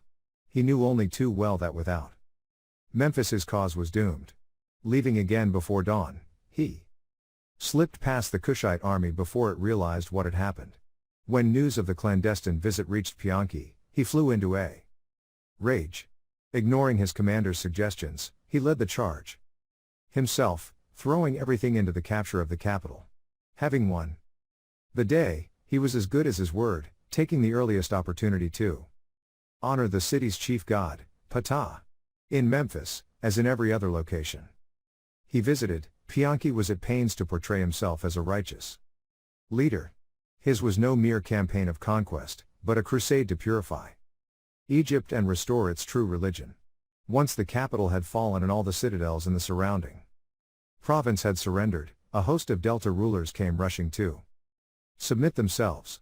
King Iaput II of Teramu, chief of the Ma'akanash of Chebnecha, modern Samanad, and Prince Padiz of Huther Yabal made formal obeisance to Pianki. When he visited Ayanu to make sacrifices in the temple of Ra, King Azorkhan IV of Bast, the lineal descendant of the great Shoshenq I, came to gaze at his majesty's splendor. 24 The last, enfeebled representative of the once mighty Libyan dynasty needed to see for himself the phenomenon that had so forcefully re-established the majesty of monarchy. Following his lead, the assembled rulers of Lower Egypt pledged their allegiance and a large portion of their wealth to their new suzerain. Send us back to our towns to open our treasuries to choose according to your heart's desire, and to bring you the choice of our studs and the best of our horses. 25 They had clearly heard about the Nubians' penchant for thoroughbreds, and were desperate to curry favor Pianki did not demur. When a final half-hearted revolt against Kushite rule was swiftly put down, Tefnakt, the leader and the last of the rebels, knew the game was up. He sent an embassy to Pianki to negotiate terms, not for a surrender but for a ceasefire. Despite his protestations of subservience, "I cannot look at your face in these days of anger, nor stand before your flames." 26. Tefnakt knew that he was negotiating from a position of strength. The whole of the western delta was still in his hands, and his troops could keep the Kushites bogged down for months if he so desired. To underline his confidence, he refused to submit in person to Pianki but cheekily asked for a Kushite delegation to visit him in his capital at Say. It was hardly the outcome Pianki had been planning for, but if a long, drawn-out war of attrition was to be avoided, it would have to serve. Thus, in the Temple of Nath at Say, and no doubt through gritted teeth, Tefnakt finally swore an oath of loyalty to Egypt's new, undoubted master. The following day, Pianki witnessed a final, symbolic act of obeisance. The four reigning kings, Nimlot and Pefjo Aibast from Upper Egypt and Azorkhan IV, and Iaput II from Lower Egypt, each wearing the royal uraeus, was ushered into his presence and, prostrating themselves, kissed the ground before him. While Egypt might have had 5 monarchs, only one was sovereign. The irony of the occasion was not lost on the assembled spectators. It had taken a Nubian to restore the dignity, if not the unity, of kingship. Before setting sail for Thebes and home, his ships laden with the spoils of victory, Pianki made one final gesture to underline his zealotry. Of the 4 kings assembled to pay him homage, all but Nimlot were barred from entering the royal enclosure, not because of their weakness or active opposition, but because they were uncircumcised and had eaten fish, serious affronts to Pianki's strict interpretation of religious purity laws. Under Kushite rule, military strength would go hand in hand with moral absolutism. Might and right would prove a dangerous combination. Chapter 21. Fortune's Fickle Wheel. Unfinished business. Having comprehensively defeated every opponent and imposed Kushite hegemony throughout Egypt, Pianki could have gloried in his newfound status and enjoyed the considerable privileges of pharaonic kingship. However, as his love of horses had already demonstrated, he was a Nubian through and through, and there was no place like home. So, following his tour of conquest and victory in 728, he promptly headed south, stopping only at Thebes to install his daughter as eventual successor to the god's wife of Amun and thereby ensure the continuity of Kushite influence in the god's holy city. Having honored the cult of Amun, the Kushite king and his retinue continued on their way. 4 days sailing brought them to the Nubian border at Abu, and a month later they were back in the familiar surroundings of Napata, their capital city nestled beneath the looming bulk of Gabel. Barkal.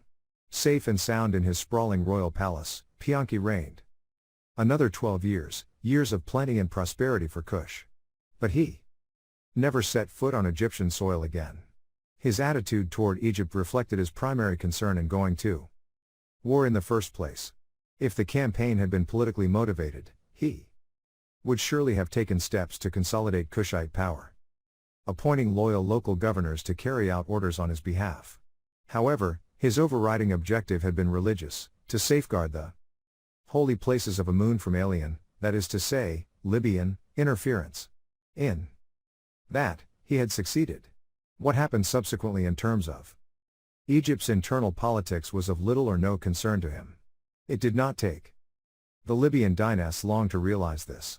As soon as Pianki's back was turned, his wily Lower Egyptian rivals returned to their old ways. Azorkhan IV of Bast carried on playing the rightful monarch, sending a lavish diplomatic gift to the ruler of Assyria when he unexpectedly turned up on Egypt's northeast frontier with a large army in tow. Elsewhere in the delta, Akanash of Chebnecha recovered his injured pride by continuing to rule as before, while Pianki's arch-foe, Tefnakt, now called himself king. It was as if the Kushite conquest had never happened. Indeed, Tefnakt's refusal to submit to Pianki in person had been a harbinger of things to come. The Kingdom of the West remained the principal player in the shifting politics of the Delta, as Tefnut sought to extend his influence over the whole of Lower Egypt. The Kushites should have learned the lesson the first time around. Tefnut died in 720, but his ambitions did not perish with him. His son and successor, Bakenrenef, 720–715, was just as determined, just as hungry for power, and just as antagonistic toward Kushite claims on Egypt. To sum up his feelings, he commissioned an extraordinary goblet carved from pale blue faience. An upper band of decoration showed Bakenrenef being presented with the sign of life by his patron goddess, Nathif Se, and holding hands with the gods of kingship and wisdom, Horus and Thoth, under the protection of heavenly vultures grasping signs for eternity. Wishful thinking, perhaps, but a characteristic display of Seite self-confidence. In a lower band, captive Kushites, their arms bound behind their backs or above their heads, alternated with monkeys stealing dates from palm trees. It was a cheap racial slur, and a piece of propaganda in the best pharaonic tradition. The new king of Kush, Shabako, 716–702, who had only just succeeded Pianki on the throne, could hardly take such an insult lying down. Unlike his predecessor, Shabako resolved to finish the job and bring his adversary to book, once and for all. After launching a second Kushite invasion of Egypt, he did not stop until he had captured Bakenrenef and neutralized him as a focus of insurrection. According to later accounts, the victorious Shabako had his opponent burned alive as a sacrificial victim. Certainly, the Nubian showed no hesitation in imposing his rule forcibly throughout the country. At Memphis, he intervened in the burial of a sacred Apis bull, amending the date on the tomb entrance from year 6 of Bakenrenef to year 2 of Shabako. Within a few months, the Kushite pharaoh was recognized across the eastern as well as the western delta, and he issued a commemorative scarab to celebrate his conquest. In characteristically blood-curdling tones, it described how he slew those who rebelled against him in Upper Egypt and Lower Egypt, and in every foreign land. 1. With the north brought to heel, Shabako could turn his attention to the south of the country. Thebes and its hinterland had always been more pro-Kushite, or anti-Libyan. The two amounted to the same thing. But Shabako was in no mind to leave things to chance. Although the office of God's wife of Amun was safely in Kushite hands, with one royal relative already in the post, Kushta's daughter, Amenerti's Eye, and another, Pianki's daughter, Shepenwepet II, lined up to succeed her. There were other influential positions in the Amun priesthood. Shabako decided he needed to control them, too, to be sure of Theban loyalty. As a first step, he installed his own son as high priest of Amun, having shorn the post of all political and military power. Then, favored retainers were appointed to other key posts. In subsequent years, a royal prince was made second prophet of Amun, and a royal princess was married off to the mayor of Thebes to secure his allegiance. The Kushites had Thebes all wrapped up, or so it seemed. Plus a change, plus Selah Mem chose. The Theban desire for self-determination was deep-seated, and the line of mayors of Thebes, while expressing undying devotion to their Nubian monarchs, in fact, ran the city and its surrounding region as their personal fiefdom. They maneuvered their relatives into positions of influence in both the civil and religious administrations, and they grew fat on their wealth and status. A case in point was Harwa. Born into a family of priests during the reign of Pianki, he rose to become head of Amenerti's Eye's household. After her death, he continued to serve her successor, Shepenwepet II. Rather fancying himself as a man of letters, he described himself on one of his statues as a refuge for the wretched, a float for the drowning, a ladder for him who is in the abyss.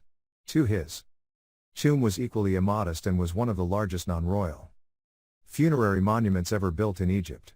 Moreover, in the privacy of his final resting place, Harwa could give free rein to sentiments that might have cost him his life if expressed in public. One of his shaptas held the crook and flail, the most ancient regalia of kingship. Harwa evidently fancied himself as a latter-day king of Thebes, and few among his contemporaries would have disagreed.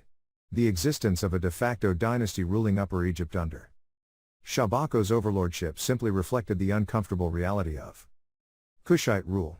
In practice, it was virtually impossible for a single monarch and a single administration to control a realm stretching more than 1,300 miles by river, from the far reaches of Nubia beyond the Fifth Cataract to the shores of the Mediterranean.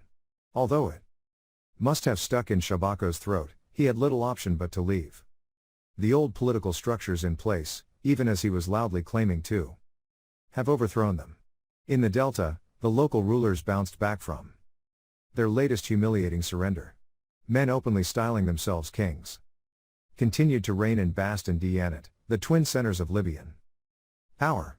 Hereditary princes still held sway in Hudhar Yib, and other local dynasties resumed their rule over the prosperous towns of Jeddu, Jadet, Chibnecha, and Persoptu. Even in Say, hotbed and heartland of anti-Kushite resistance, Bakenrenef's grisly end did not extinguish local ambition. A new strongman named Nekau emerged to fill the power vacuum and was soon adopting quasi-royal titles, too. Behind the facade of a united monarchy, the political map of Egypt, encountered by Pianki in 728, persisted. History was not just repeating itself, time seemed to have stood still. Back to the future. In another important respect, too, the Kushite monarchy represented a return to the past. With piety to Amun a central tenet of their claim to legitimacy, Pianki and his successors set out to champion other indigenous Egyptian traditions that had been neglected or overturned by the country's recent Libyan rulers. The Kushites saw it as their holy mission to restore Egypt's cultural purity, just as they had saved the cult of Amun from foreign contamination, with active royal encouragement.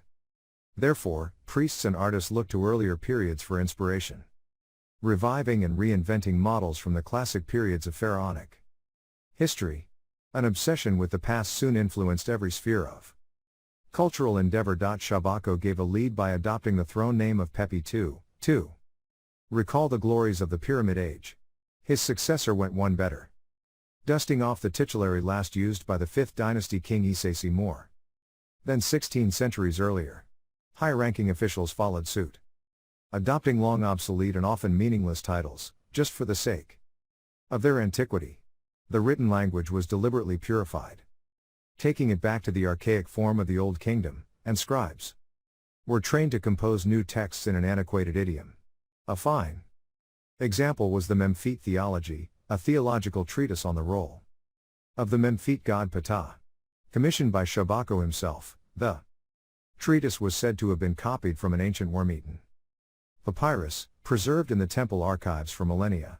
The authentically archaic language certainly fooled most scholars when the piece was first discovered. But, like much of the Kushite Renaissance, the Memphite theology was a product of the 7th century, cunningly designed to look like a relic of the past, an imagined past of cultural purity that existed only in the minds of the Kushite zealots. The renewed prominence given to Ptah, alongside Amun, signaled the restoration of Memphis as the principal royal capital, a role it had fulfilled until the division of Egypt at the death of the last Ramses. Not only was Memphis ideally situated to govern both delta and valley, the original reason for locating the capital at the balance of the two lands, but the Kushite kings also had a particular fascination for the monarchs of the Old Kingdom whose monuments dotted the Memphite skyline. On his campaign north in 728, Pianki had seen the pyramids, and they had clearly made a strong impression. Once back in Nubia, he commissioned one of his own, and in so doing changed forever the form of Nubian royal burials.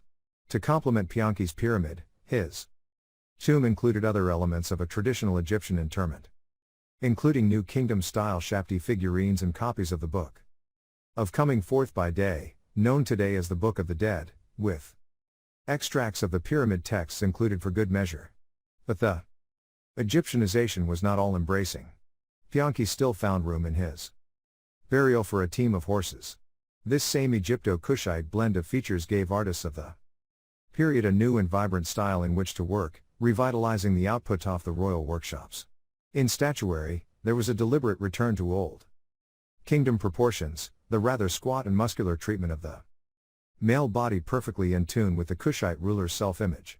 The close-fitting cap crown favored by the Kushite kings also seems to have been chosen for its great antiquity. Yet certain features of royal portraiture were undeniably Nubian, African facial features, thick neck, large earrings, and ram's head pendants.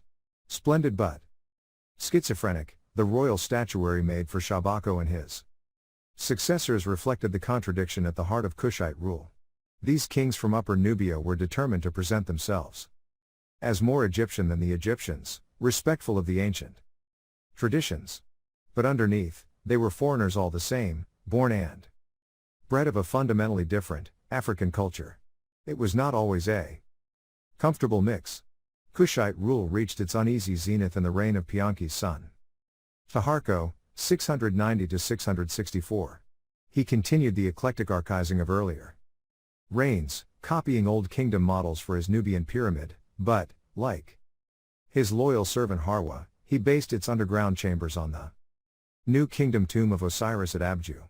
To recapture the glories of Egypt's past, he ordered extensive renovations and renewals of temples throughout the country, from Meroe, in the far south of Nubia, to Dianat, in the northeastern delta.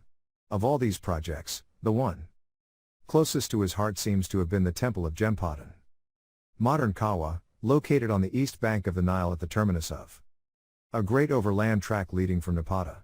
Begun by Amenhotep II and extended by Tutankhamun, Gempatan recalled Egypt's golden age and thus represented the epitome of everything the Kushites wished to restore. As well as re-endowing the temple, Taharko brought the finest artists and craftsmen from Memphis to renovate and beautify it. Their familiarity with the great funerary monuments of the Old Kingdom strongly influenced their work, and this was no doubt the king's intention. For example, a scene of Taharko as a sphinx trampling Libyan foes was heavily based upon a similar scene in the Pyramid Temple of Pepi II, already 1600 years old. This had itself been copied from the Pyramid Temple of Sahura, 300 years older still. Recycling the past was an old tradition. If Taharko's intention was to honor Egypt's ancient gods and thus win divine favor for his kingdom and dynasty, his supplications seem to have been answered at an early stage. In the 6th year of his reign, when the king prayed for a good inundation, the sky even rained in Nubia so that all the hills glistened and the floodwaters rose fast, day by day. For at Ipitsit, the Nile reached an extraordinary height of 21 cubits, 36 feet. More miraculous still were the after-effects of such a great flood. It made all the fields good, it killed off the vermin and snakes, it warded off the depredations of locusts, and it prevented the south winds from stealing the harvest. 5 So impressed was Taharko with these 4 perfect wonders that he commissioned a commemorative inscription to record them for posterity, with copies erected at Gempatan and Dianat to set the seal on the celebrations of this natural miracle. Taharko's mother made the long journey from Napata to visit him in Egypt for the first time since his accession. For the king, it was a moment of high emotion. I had left her as a youth of 20 years when I came with His Majesty, King Shabako, to Lower Egypt. And now she has come, sailing downstream, to see me after years. 6 The deep bond between mother and son momentarily transcended the usual royal reserve. Having inherited the martial instincts of his Kushite forebears, Taharko lamented the diminution of Egypt's status on the world stage. In particular the fact that tribute from Syria-Palestine was no longer sent to the temple of Amun-Ra at Ipitsit. To right this wrong, what he needed above all was a well-trained and disciplined fighting force that could project Egypt's might beyond its borders as in days of old. The king and his army took great pains to achieve this objective, with long distance running a favored method of building fitness. On one memorable occasion, in this 6-hour nighttime marathon, the recruits covered a distance of nearly 60 miles, an impressive achievement by any standards. Such levels of stamina soon paid off. A strike against Libya, the first such campaign in 4 centuries, netted a good haul of booty for Ipitsit. This was followed by a series of military expeditions against Palestine and Lebanon, in which Taharko succeeded in extending Egypt's sphere of influence along the Mediterranean coast as far as Kibni. While not comparing with the conquests of the Great New Kingdom warrior pharaohs, it was at least a start. But a full-scale restoration of Egyptian imperial rule would prove an impossible dream. Unfortunately for Taharko, another great king in the region had territorial ambitions of his own, ambitions that allowed no place for a resurgent Egypt. Like the wolf on the fold. From its heartland on the banks of the river Tigris, the kingdom of Assyria had first become aware of its Nilotic rival in the early 15th century. Following Thutmose I's efforts to establish an Egyptian empire in the Near East, a wary friendship had developed between the two powers. The Assyrians sending tribute to Thutmose III in the wake of Megiddo, and maintaining diplomatic, if strained, relations with the court of Akhenaten. But in Assyria, as in Egypt, a series of weak rulers had led to Assyria's decline. By 1000, it was once again reduced to its traditional heartland around the cities of Ashur and Nineveh. The ups and downs of the two great kingdoms mirrored each other again in the 10th to 8th centuries, so that, by 740, just as the Kushites were beginning to consolidate their rule over the entire Nile Valley, the Assyrian Empire was being rebuilt by its own determined ruler, Tilgath-Pilesa III. His tactics were ruthless and uncompromising. Conquered territories were administered directly by centrally appointed governors, who were themselves subject to spot checks by royal inspectors. To undermine local loyalties and identities, nearly 250,000 people were forcibly resettled across the empire in a concerted campaign of ethnic cleansing. By the time Shabako became king of Kush in Egypt, most of the Near East seemed to be smarting under the Assyrian yoke. Faced with such an intimidating opponent, Shabako at first settled for a policy of cautious diplomacy.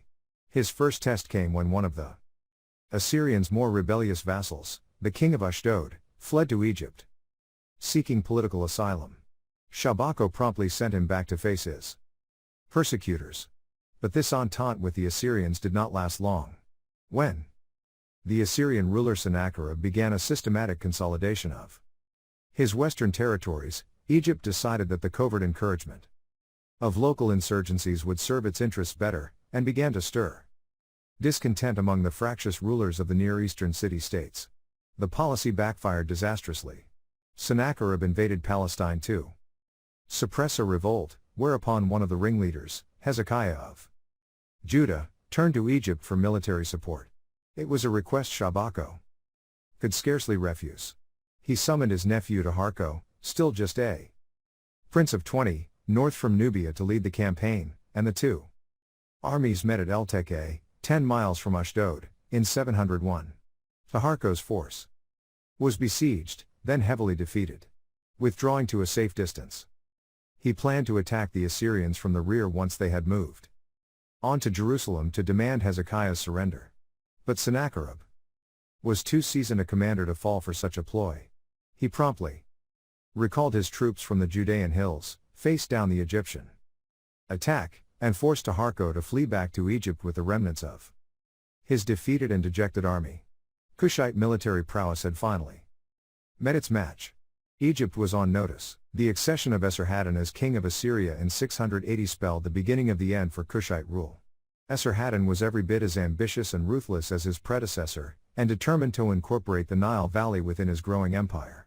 He launched a first attack in 674. Taharko, fresh from his military exercises, repulsed the invaders and won the day. But he knew the Assyrians would not give up so easily, and gave vent to his uneasiness by publicly bemoaning the gods for deserting him in his hour of need. He was right to worry. 3 years later, a second invasion force, this time led by Esarhaddon himself, swept down through the Near East, bound for the Delta. After wiping out the city of Tyre, Egypt's strongest ally in the region, the force pressed home its advantage and was soon at the gates of Memphis. Taharko's only option was to flee before the advancing army, leaving his wife and family at the mercy of the Assyrians.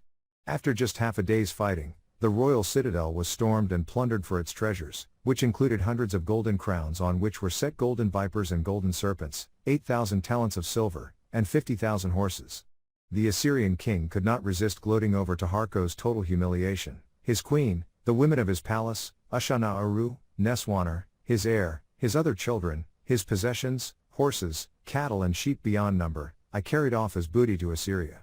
8 To rub salt into the wounds, Esarhaddon had an inscription carved to celebrate his victory. It showed the Kushite crown prince with a rope around his neck, kneeling pathetically at his new master's feet. 2 more rock inscriptions were cut at key points on the journey home to Assyria, the one at Nar el-Kelb, in Lebanon, right next to a victory inscription of Ramses II's. The irony was not lost on either side. Egypt itself was transformed by the Assyrian invasion. Towns in the delta were assigned Assyrian names, and Esarhaddon appointed new local kings, governors, officers, harbor overseers, officials and administrative personnel. 9 These included the artful Nekhau of Se, who, within a year, had managed to have himself recognized as king by at least one neighboring delta princeling. Thus, when Taharqa returned to Memphis in 670, he faced rivals both inside and outside his shattered realm. A third Assyrian invasion in autumn 669 was only called off at the last minute because of Esarhaddon's untimely death en route to Egypt. For the hard-pressed Kushites, it was a breathing space, but no more. Sure enough, the third invasion came just 2 years later, led by Assyria's latest and most ruthless king, Ashurbanipal. It was almost his first act as king and he had no thought of failure. Egypt was overwhelmed. Taharqa heard in Memphis of the defeat of his army. He became like a madman, and he left Memphis and fled, to save his life, into the town of Thebes. 10 There, he was kept busy putting down an opportunistic rebellion in the southern provinces. Meanwhile, Ashurbanipal imposed his formal overlordship on the whole country, demanding oaths of allegiance from the local rulers in the Nile Valley as well as the Delta, and appointing Assyrian governors. Egypt was now a mere province of Assyria. But the internal politics that had so undermined Kushite efforts to unify Egypt now offered them their only ray of hope. As soon as Ashurbanipal had left the country, many of the dynasts started to plot and scheme with Taharqa to recover Egyptian independence, on their own terms. They might have succeeded, had it not been for the efficiency of the Assyrians' internal security apparatus. Once Ashurbanipal's governors got wind of the plot, public executions were held throughout the Delta as a grim warning, and the ringleaders of the insurgency were deported to the Assyrian capital, Nineveh, to be eliminated at Ashurbanipal's pleasure. The only leader to escape with his life was Nekhau of Se, who made a profuse display of loyalty and was duly sent back to Egypt to govern his former fiefdom. As a further sign of Ashurbanipal's trust, Nekhau's son and heir, Psamtek, was given a new Assyrian name and appointed to rule the delta town of Hutharyib, whose former prince had been executed along with the other plotters. Not for the first time, the cunning rulers of Se emerged unscathed from a political maelstrom, unscathed and emboldened. Just as Tefnekht had been the main challenger to Pianki, and Bakenrenef to Shabako, a third and a fourth generation of Scythes now squared up against their Kushite adversaries for the mastery of Egypt. Taharqa died in 664, defeated and dejected. Against the odds, his successor Tanutaman, 664-657, made one last stand, a final attempt to seize back the Nile Valley from its Assyrian oppressors. Claiming Amun as his protector, Tanutaman turned his military advance into a public display of piety, ordering the restoration of ruined temples, making divine offerings, and reinstalling priests ejected by the Assyrians. The message was clear: once again, a crusading zeal would deliver the country from the infidels. However, this time the opponent was not a motley collection of minor rulers but a well-resourced, well-equipped, and well-trained occupying force. Marching on Memphis, Tanutaman gained his first major propaganda coup. The children of rebellion came out. His Majesty made a great slaughter among them, their number unknown. 12 The arch-collaborator Nekhau was captured and executed. His fellow Delta rulers simply refused to fight, retreating into their walled towns like rats into their holes. 13 So Tanutaman returned to Memphis, there to await his opponent's surrender. A few days later, the newly designated spokesman of the rebels, the mayor of Persoptu, presented himself before the king to grovel for his life. As it happened, Tanutaman was in no mood for reprisals. Overcome by a rush of realpolitik, he instead released all his rivals to continue governing their respective cities. Hence, on returning home to Napata, he could claim to have restored Egypt's fortunes. It was the last such boast any Kushite would make. Sweet revenge. Tanutaman's Egyptian honeymoon was brief in the extreme. Within months, toward the end of 664, Ashurbanipal responded to the Kushite takeover and the execution of his loyal lieutenant Nekhau by invading Egypt for a second time. Memphis fell easily, aided by the lingering anti-Kushite tendencies and self-serving duplicity of the Delta vassals, but it was not the major goal on this occasion. Instead, Ashurbanipal had his sights set firmly on Thebes, the religious capital and long-term supporter of the Kushite cause. After 40 days' march, the Assyrian army reached the gates of the great city. Tanutaman barely had time to flee before the fearsome Mesopotamians were swarming through the streets of Thebes, ransacking the temples, and carrying away 14 centuries of accumulated treasure, silver, gold, precious stones, linen garments with multicolored trimmings, and 2 solid cast electrum obelisks, standing at the door of the temple. 15 The sack of Thebes reverberated through the ancient world as a cultural calamity of epic proportions. Ashurbanipal summed it up succinctly, boasting, "I made Egypt and Nubia feel my weapons bitterly." 16 The Kushites had been driven back to Kush, there to stay. All of Egypt, from Abu to the shores of the Mediterranean, now recognized the Assyrians as their overlords. But if Ashurbanipal thought this would usher in a long period of Assyrian control in the Nile Valley, he had reckoned without those arch-schemers and most accomplished of political survivors, the rulers of, say, the western fringes of the Delta. With its thin population and low agricultural productivity, had always been relatively unimportant to the Egyptian state, yet, as Tefnut had shown in the 720s, they could provide a power base for wider ambitions. Now a fourth-generation Saite, Nekau's son Somtek, saw a chance to fulfill the family's destiny and unite not just the entire Delta, but the whole of Egypt under his rule. After being placed in charge of Hudhur ibn Ayunu by the Assyrians in 671, Somtek had inherited control of Memphis and Say from his father 7 years later. These 4 key dominions gave him jurisdiction over a vast, contiguous swath of territory and made him the unquestioned leader among Assyria's Delta vassals. Moreover, during his brief sojourn in Nineveh as Ashurbanipal's prisoner, Somtek had learned the arts of diplomacy and ruthless ambition from an acknowledged master. He now put the lessons to good use. Bitter experience, the most devastating being the execution of his father, had taught Somtek that political resolve was nothing without military supremacy. While still theoretically an Assyrian vassal, he set about building up his own forces. Raising an army in Egypt, right under the noses of the Assyrians, was not an option, and the Egyptians' recent defeats showed how much they lagged behind in military tactics and equipment. Somtek needed the very best, and he knew where to find it. Using his contacts with the wider Mediterranean world, he recruited Ionian and Carian mercenaries into his army, from the communities of the Aegean coast of Asia Minor, putting them in charge of garrisons at key points along the Delta frontier. Alliances with the king of Lydia and the autocratic ruler of the Greek island of Samos enabled Somtek to boost the size and strength of the Egyptian navy. The presence of Greeks in the upper echelons of the armed forces did not go down well with Egypt's traditional warrior class, of Libyan descent, but for the moment there was nothing they could do about it. Somtek was a man on a mission. The results spoke for themselves. Within months, 2 of the 4 Libyan chiefdoms that had joined the Kingdom of the West had submitted to Somtek. The other 2 followed in short order, giving him most of the central and southern delta. Next to yield were Jadet and Persoptu. Only the king of Dianat, the direct successor of the great Shoshenq I, held out against Saite hegemony, no doubt considering himself every bit as legitimate as his upstart rival from the backward western provinces. Yet by 656, even he had to recognize the inevitable. After 8 years of sustained diplomatic and coercive pressure, Somtek had emerged as the undisputed sovereign of Lower Egypt. That still left Upper Egypt to be brought to heel. Following the sack of Thebes, the departing Assyrian army had left the city's mayor, Montumhat, in control of the south. A close relative of Harwaz and an equally dominant presence, Montumhat had been a loyal servant of the Kushite dynasty and was even married to a Kushite princess. In the heyday of Taharko's reign, none of this had done his career any harm, but it had latterly become something of an embarrassment. However, Montumhat was a master at bending with the political wind to strengthen his already considerable local support. He devoted himself to restoring the depredations of the Assyrian army, repairing temples and carrying out extensive building works to return the city's monuments to their former glory. Not least among these was his own tomb, itself the size of an average temple.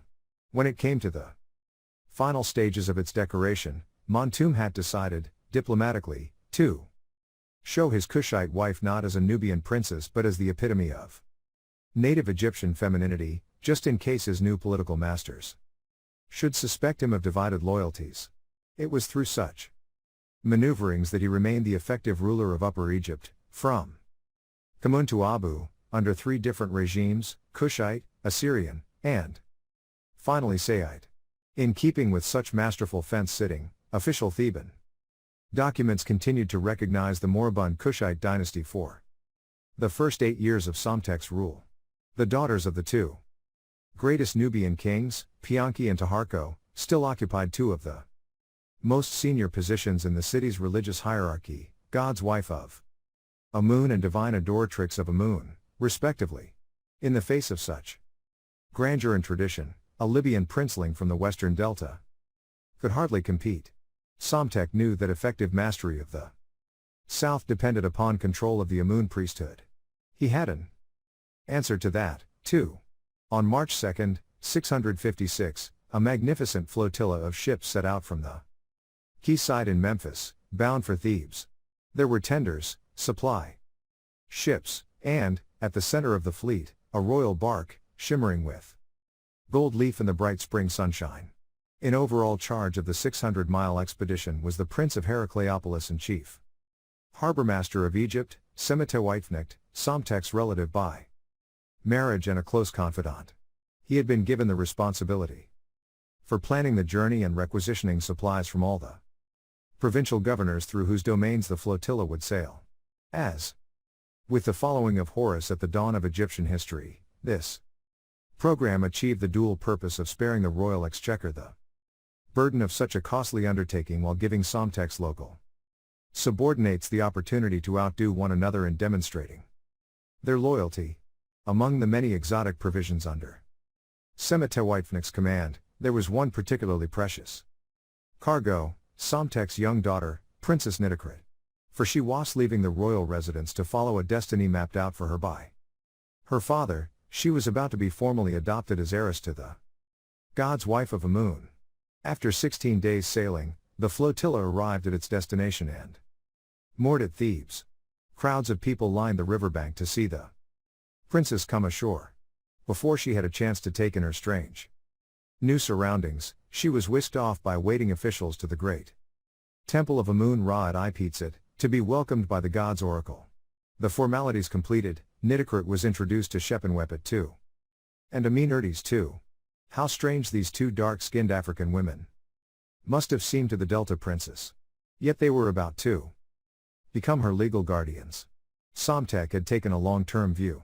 Rather than forcibly ejecting the incumbent god's wife and her designated heir and risk alienating Thebes, he had negotiated the adoption of his own daughter as their eventual successor.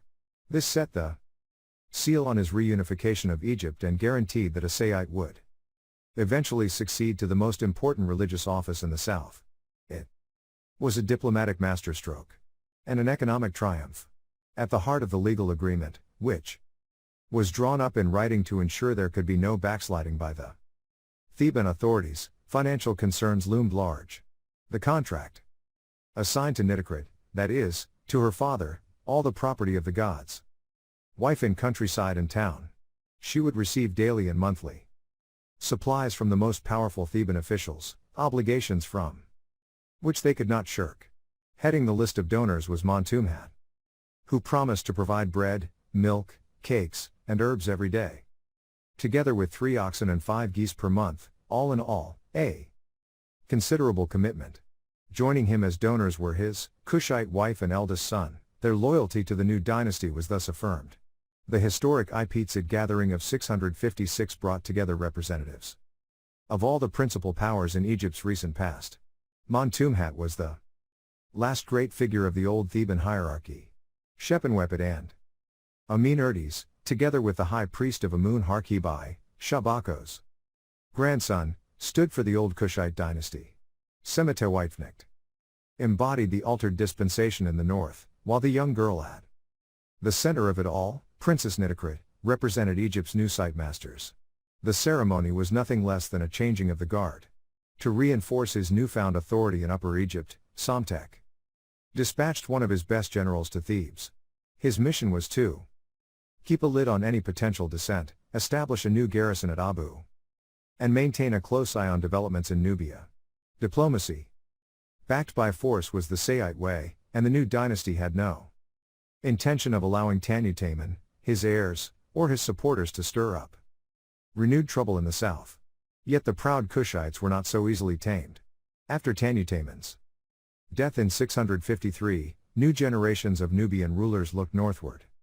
Again with greedy eyes. As they rebuilt their forces and perfected their strategy, they waited for the moment to recapture their lost northern kingdom. After a long and patient interval, an opportunity finally presented itself in 593. Psamtek's grandson and namesake, Psamtek II, 595 to 589, had only recently ascended the Egyptian throne and seemed preoccupied with political developments in the Near East. The Kushites assembled their entire army in Lower Nubia and prepared to strike. It was a profound miscalculation. Psamtek II differed from his grandfather in one crucial respect: he had neither the need nor the inclination to pander to Kushite pretensions. Upper Egypt had been firmly within the Saite sphere for half a century. Nitocrit had finally succeeded as God's wife, and all the other important posts in the Theban administration had been given to Lower Egyptian loyalists. The Nile Valley was properly unified under central control for the first time in nearly 500 years. No Kushite army was going to change that. Warned of the impending invasion, Psamtek II did not hesitate, sending his own expeditionary force southward to Nubia, and accompanying it himself as far as Abu.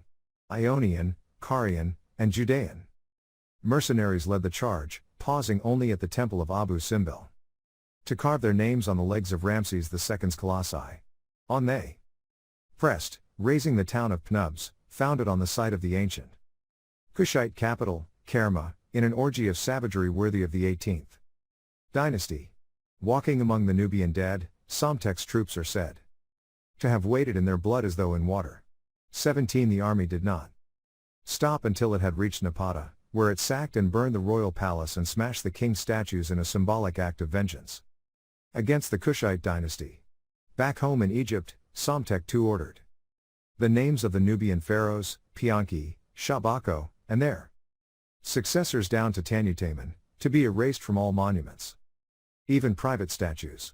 The aim, through might and magic, was to wipe the Kushites from the pages of Egyptian history. After 135 years of mutual hostility between the Saite and Kushite dynasties, with the Nubians having had the upper hand for more than half that time, revenge was sweet indeed. A tangled web. It was not in the Assyrians' character to let a hard-won province secede, having launched 2 invasions to secure Egypt's dominion. Ashurbanipal must have been galled at the Saite expansion. Yet Psamtek I had broken free from Assyrian control with barely a twitch. From Nineveh. The reason was a preoccupation closer to home. In southern Mesopotamia, right under the Assyrians' noses, their old rival Babylonia was in the ascendant once again. Within months of Ashurbanipal's death, a vigorous new king came to the throne in Babylonia and set about recapturing the lands lost to Assyria 2 generations earlier. Assyria decided to swallow its imperial pride and make common cause with its erstwhile vassal, Saite Egypt, in united opposition to this new threat. At first, the policy was a spectacular success. Psamtek I came to Assyria's support in the Near East, campaigning against Babylonian expansion all the way to Carchemish, on the banks of the Euphrates. The first time an Egyptian army had gone that far since the days of Ramses II. Babylonia seemed to have been stopped in its tracks. But the tide of history was running against an overstretched Assyrian empire. Despite Egyptian assistance, Assyria was heavily defeated by the Babylonians in 609 and forcibly absorbed into Babylonia a year later. Now fighting in self-defense, an Egyptian army returned to Carchemish in 605 and launched a spirited attack against a Babylonian force, but was thoroughly routed. Egypt lost its remaining footholds in the Near East and saw its allies fall to Babylonia's sword. First Tyre, and then Jerusalem, one by one, the pharaoh's friends were swept aside by the sheer might of the Babylonian military machine. By 586, Despite a number of brave rebellions, the independent states of Syria, Lebanon, and Palestine had been wiped from the map. Judah was enslaved and the Jews deported to Babylon, there to bewail their exile. Egypt was now the front line. Psamtik II's son and successor, Wahibra, 589–570, successfully repulsed an attempted Babylonian invasion in 582, but knew very well that he would need allies to safeguard Egyptian independence. Following his father's example, he looked to the Greek world, and appointed Ionian and Carian mercenaries to positions of prominence in the Egyptian army. They had served with distinction under Psamtik I and II, and might do so again in the cause of freedom. It was a necessary strategy, given the circumstances, but proved deeply unpopular with the native Egyptian military, who felt increasingly marginalized by the high-ranking foreigners in their midst. For the generals, the last straw came in January 570 when a disastrous campaign in Libya led to a full-scale mutiny by the surviving Egyptian forces.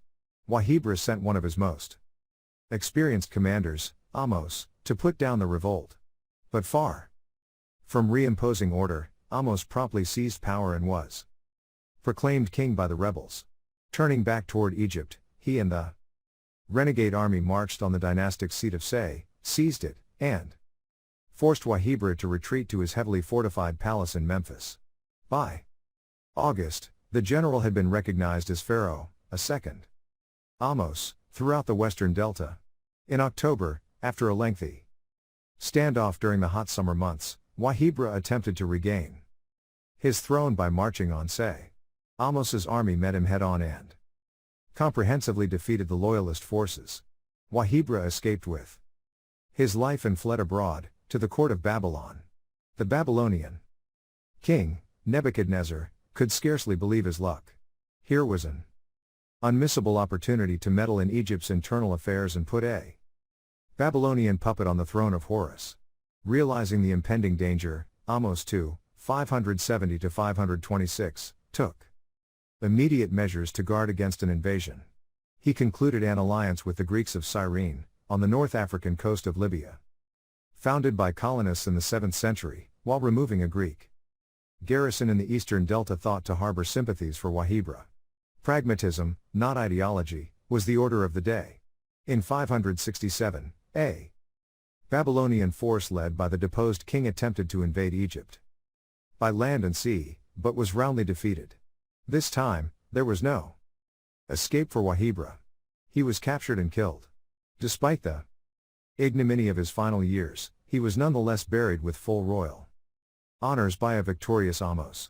The new pharaoh had his finger firmly on the pulse of popular opinion and, although he was happy to be portrayed in satirical texts as one of the boys, no doubt to retain the support of the native military, he took pains in public to position himself as a pious and legitimate ruler. If the army rebels who had put Ahmose II on the throne had been hoping for a reversal of Egypt's recent Phil-Hellenic tendencies, they were to be frustrated. As part of his staunchly anti-Babylonian foreign policy, Ahmose actively curried favor with the Greek city-states. In the aftermath of the Sea People's ravages, Greece had been resettled during the 9th century and was now dominated by a series of independent cities that were actively extending their influence by establishing colonies around the Mediterranean and Black Sea coasts. Greek wealth depended above all on free trade, and the city-states were no fans of a Babylonian kingdom whose expansionary ambitions threatened their prosperity. Besides this political alliance, Egypt also had a military interest in the Greek world, for the Aegean mercenaries were famed and prized in equal measure throughout the Near East. The pharaoh made generous donations to Greek shrines. He paid handsomely toward the rebuilding of Delphi after it was gutted by fire, and even married a Greek princess. But his flagship initiative was directed at the Greek traders in Egypt. Ever since the reign of Psamtik I, settlers from the Ionian coast had made their home in the Delta. Mercenaries had become entrepreneurs, and many had grown rich from the import-export business, bringing olive oil, wine, and, above all, silver from the Greek world and sending Egyptian grain back. In return, it was far too lucrative a business for the Egyptian government not to take an interest, and Ahmose too wanted to share off profits. Under the guise of granting the Greeks a free trade zone, he passed a law limiting their mercantile operations to the town of Naucratis, conveniently situated just 10 miles from Ahmose's royal residence at Say. This allowed him to regulate and profit from international trade, while posing as its enlightened sponsor. With royal patronage and protected status, Naucratis swiftly became the busiest port in Egypt. It also developed into an extraordinary cosmopolitan city, where Cypriots and Phoenicians rubbed shoulders with Milesians, Samians, and Chians. Several Greek communities had their own temples. The Chians reverenced Aphrodite, while the Samians preferred Hera, and there was even an ecumenical Hellenion, where the different communities could come together to worship the gods of the Greeks. But alongside all this piety, there was also a seamier side to life. Naucratis developed a reputation throughout the Greek world for the attractiveness and looseness of its women. As Herodotus remarked, it was a good place for beautiful prostitutes. One particularly notorious courtesan had her freedom bought by the brother of the poet Sappho. He no doubt had mixed motives for her emancipation. By the middle of the 6th century, under Ahmose's wise and wily rule, Egypt was experiencing a minor renaissance. Prosperous and stable at home, respected and valued abroad, it could claim, once again, to be a leading power. In the space of a century it had seen off first the Assyrians, then the Babylonians, and had won its spurs as a key player in the tangled web of international relations. It was also a changed country, more multi-ethnic and multicultural than in the past.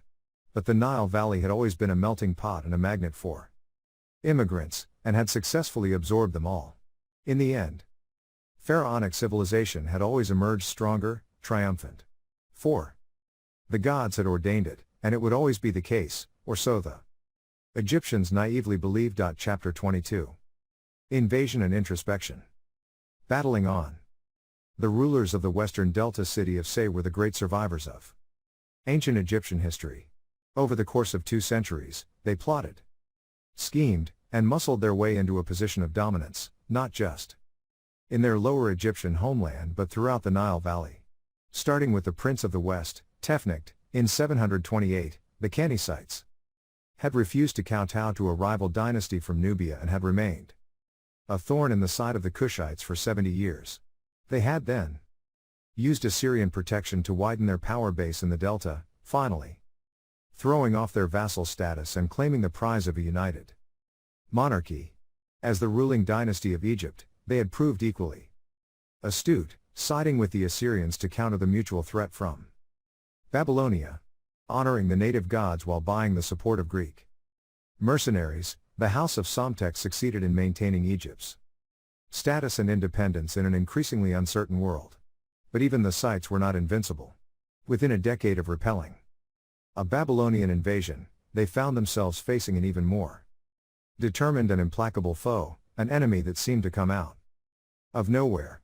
In 559, a vigorous young man named Kurash, better known as Cyrus, acceded to the throne of an obscure, insignificant, and distant land called Persia, then a vassal of the powerful Median Empire.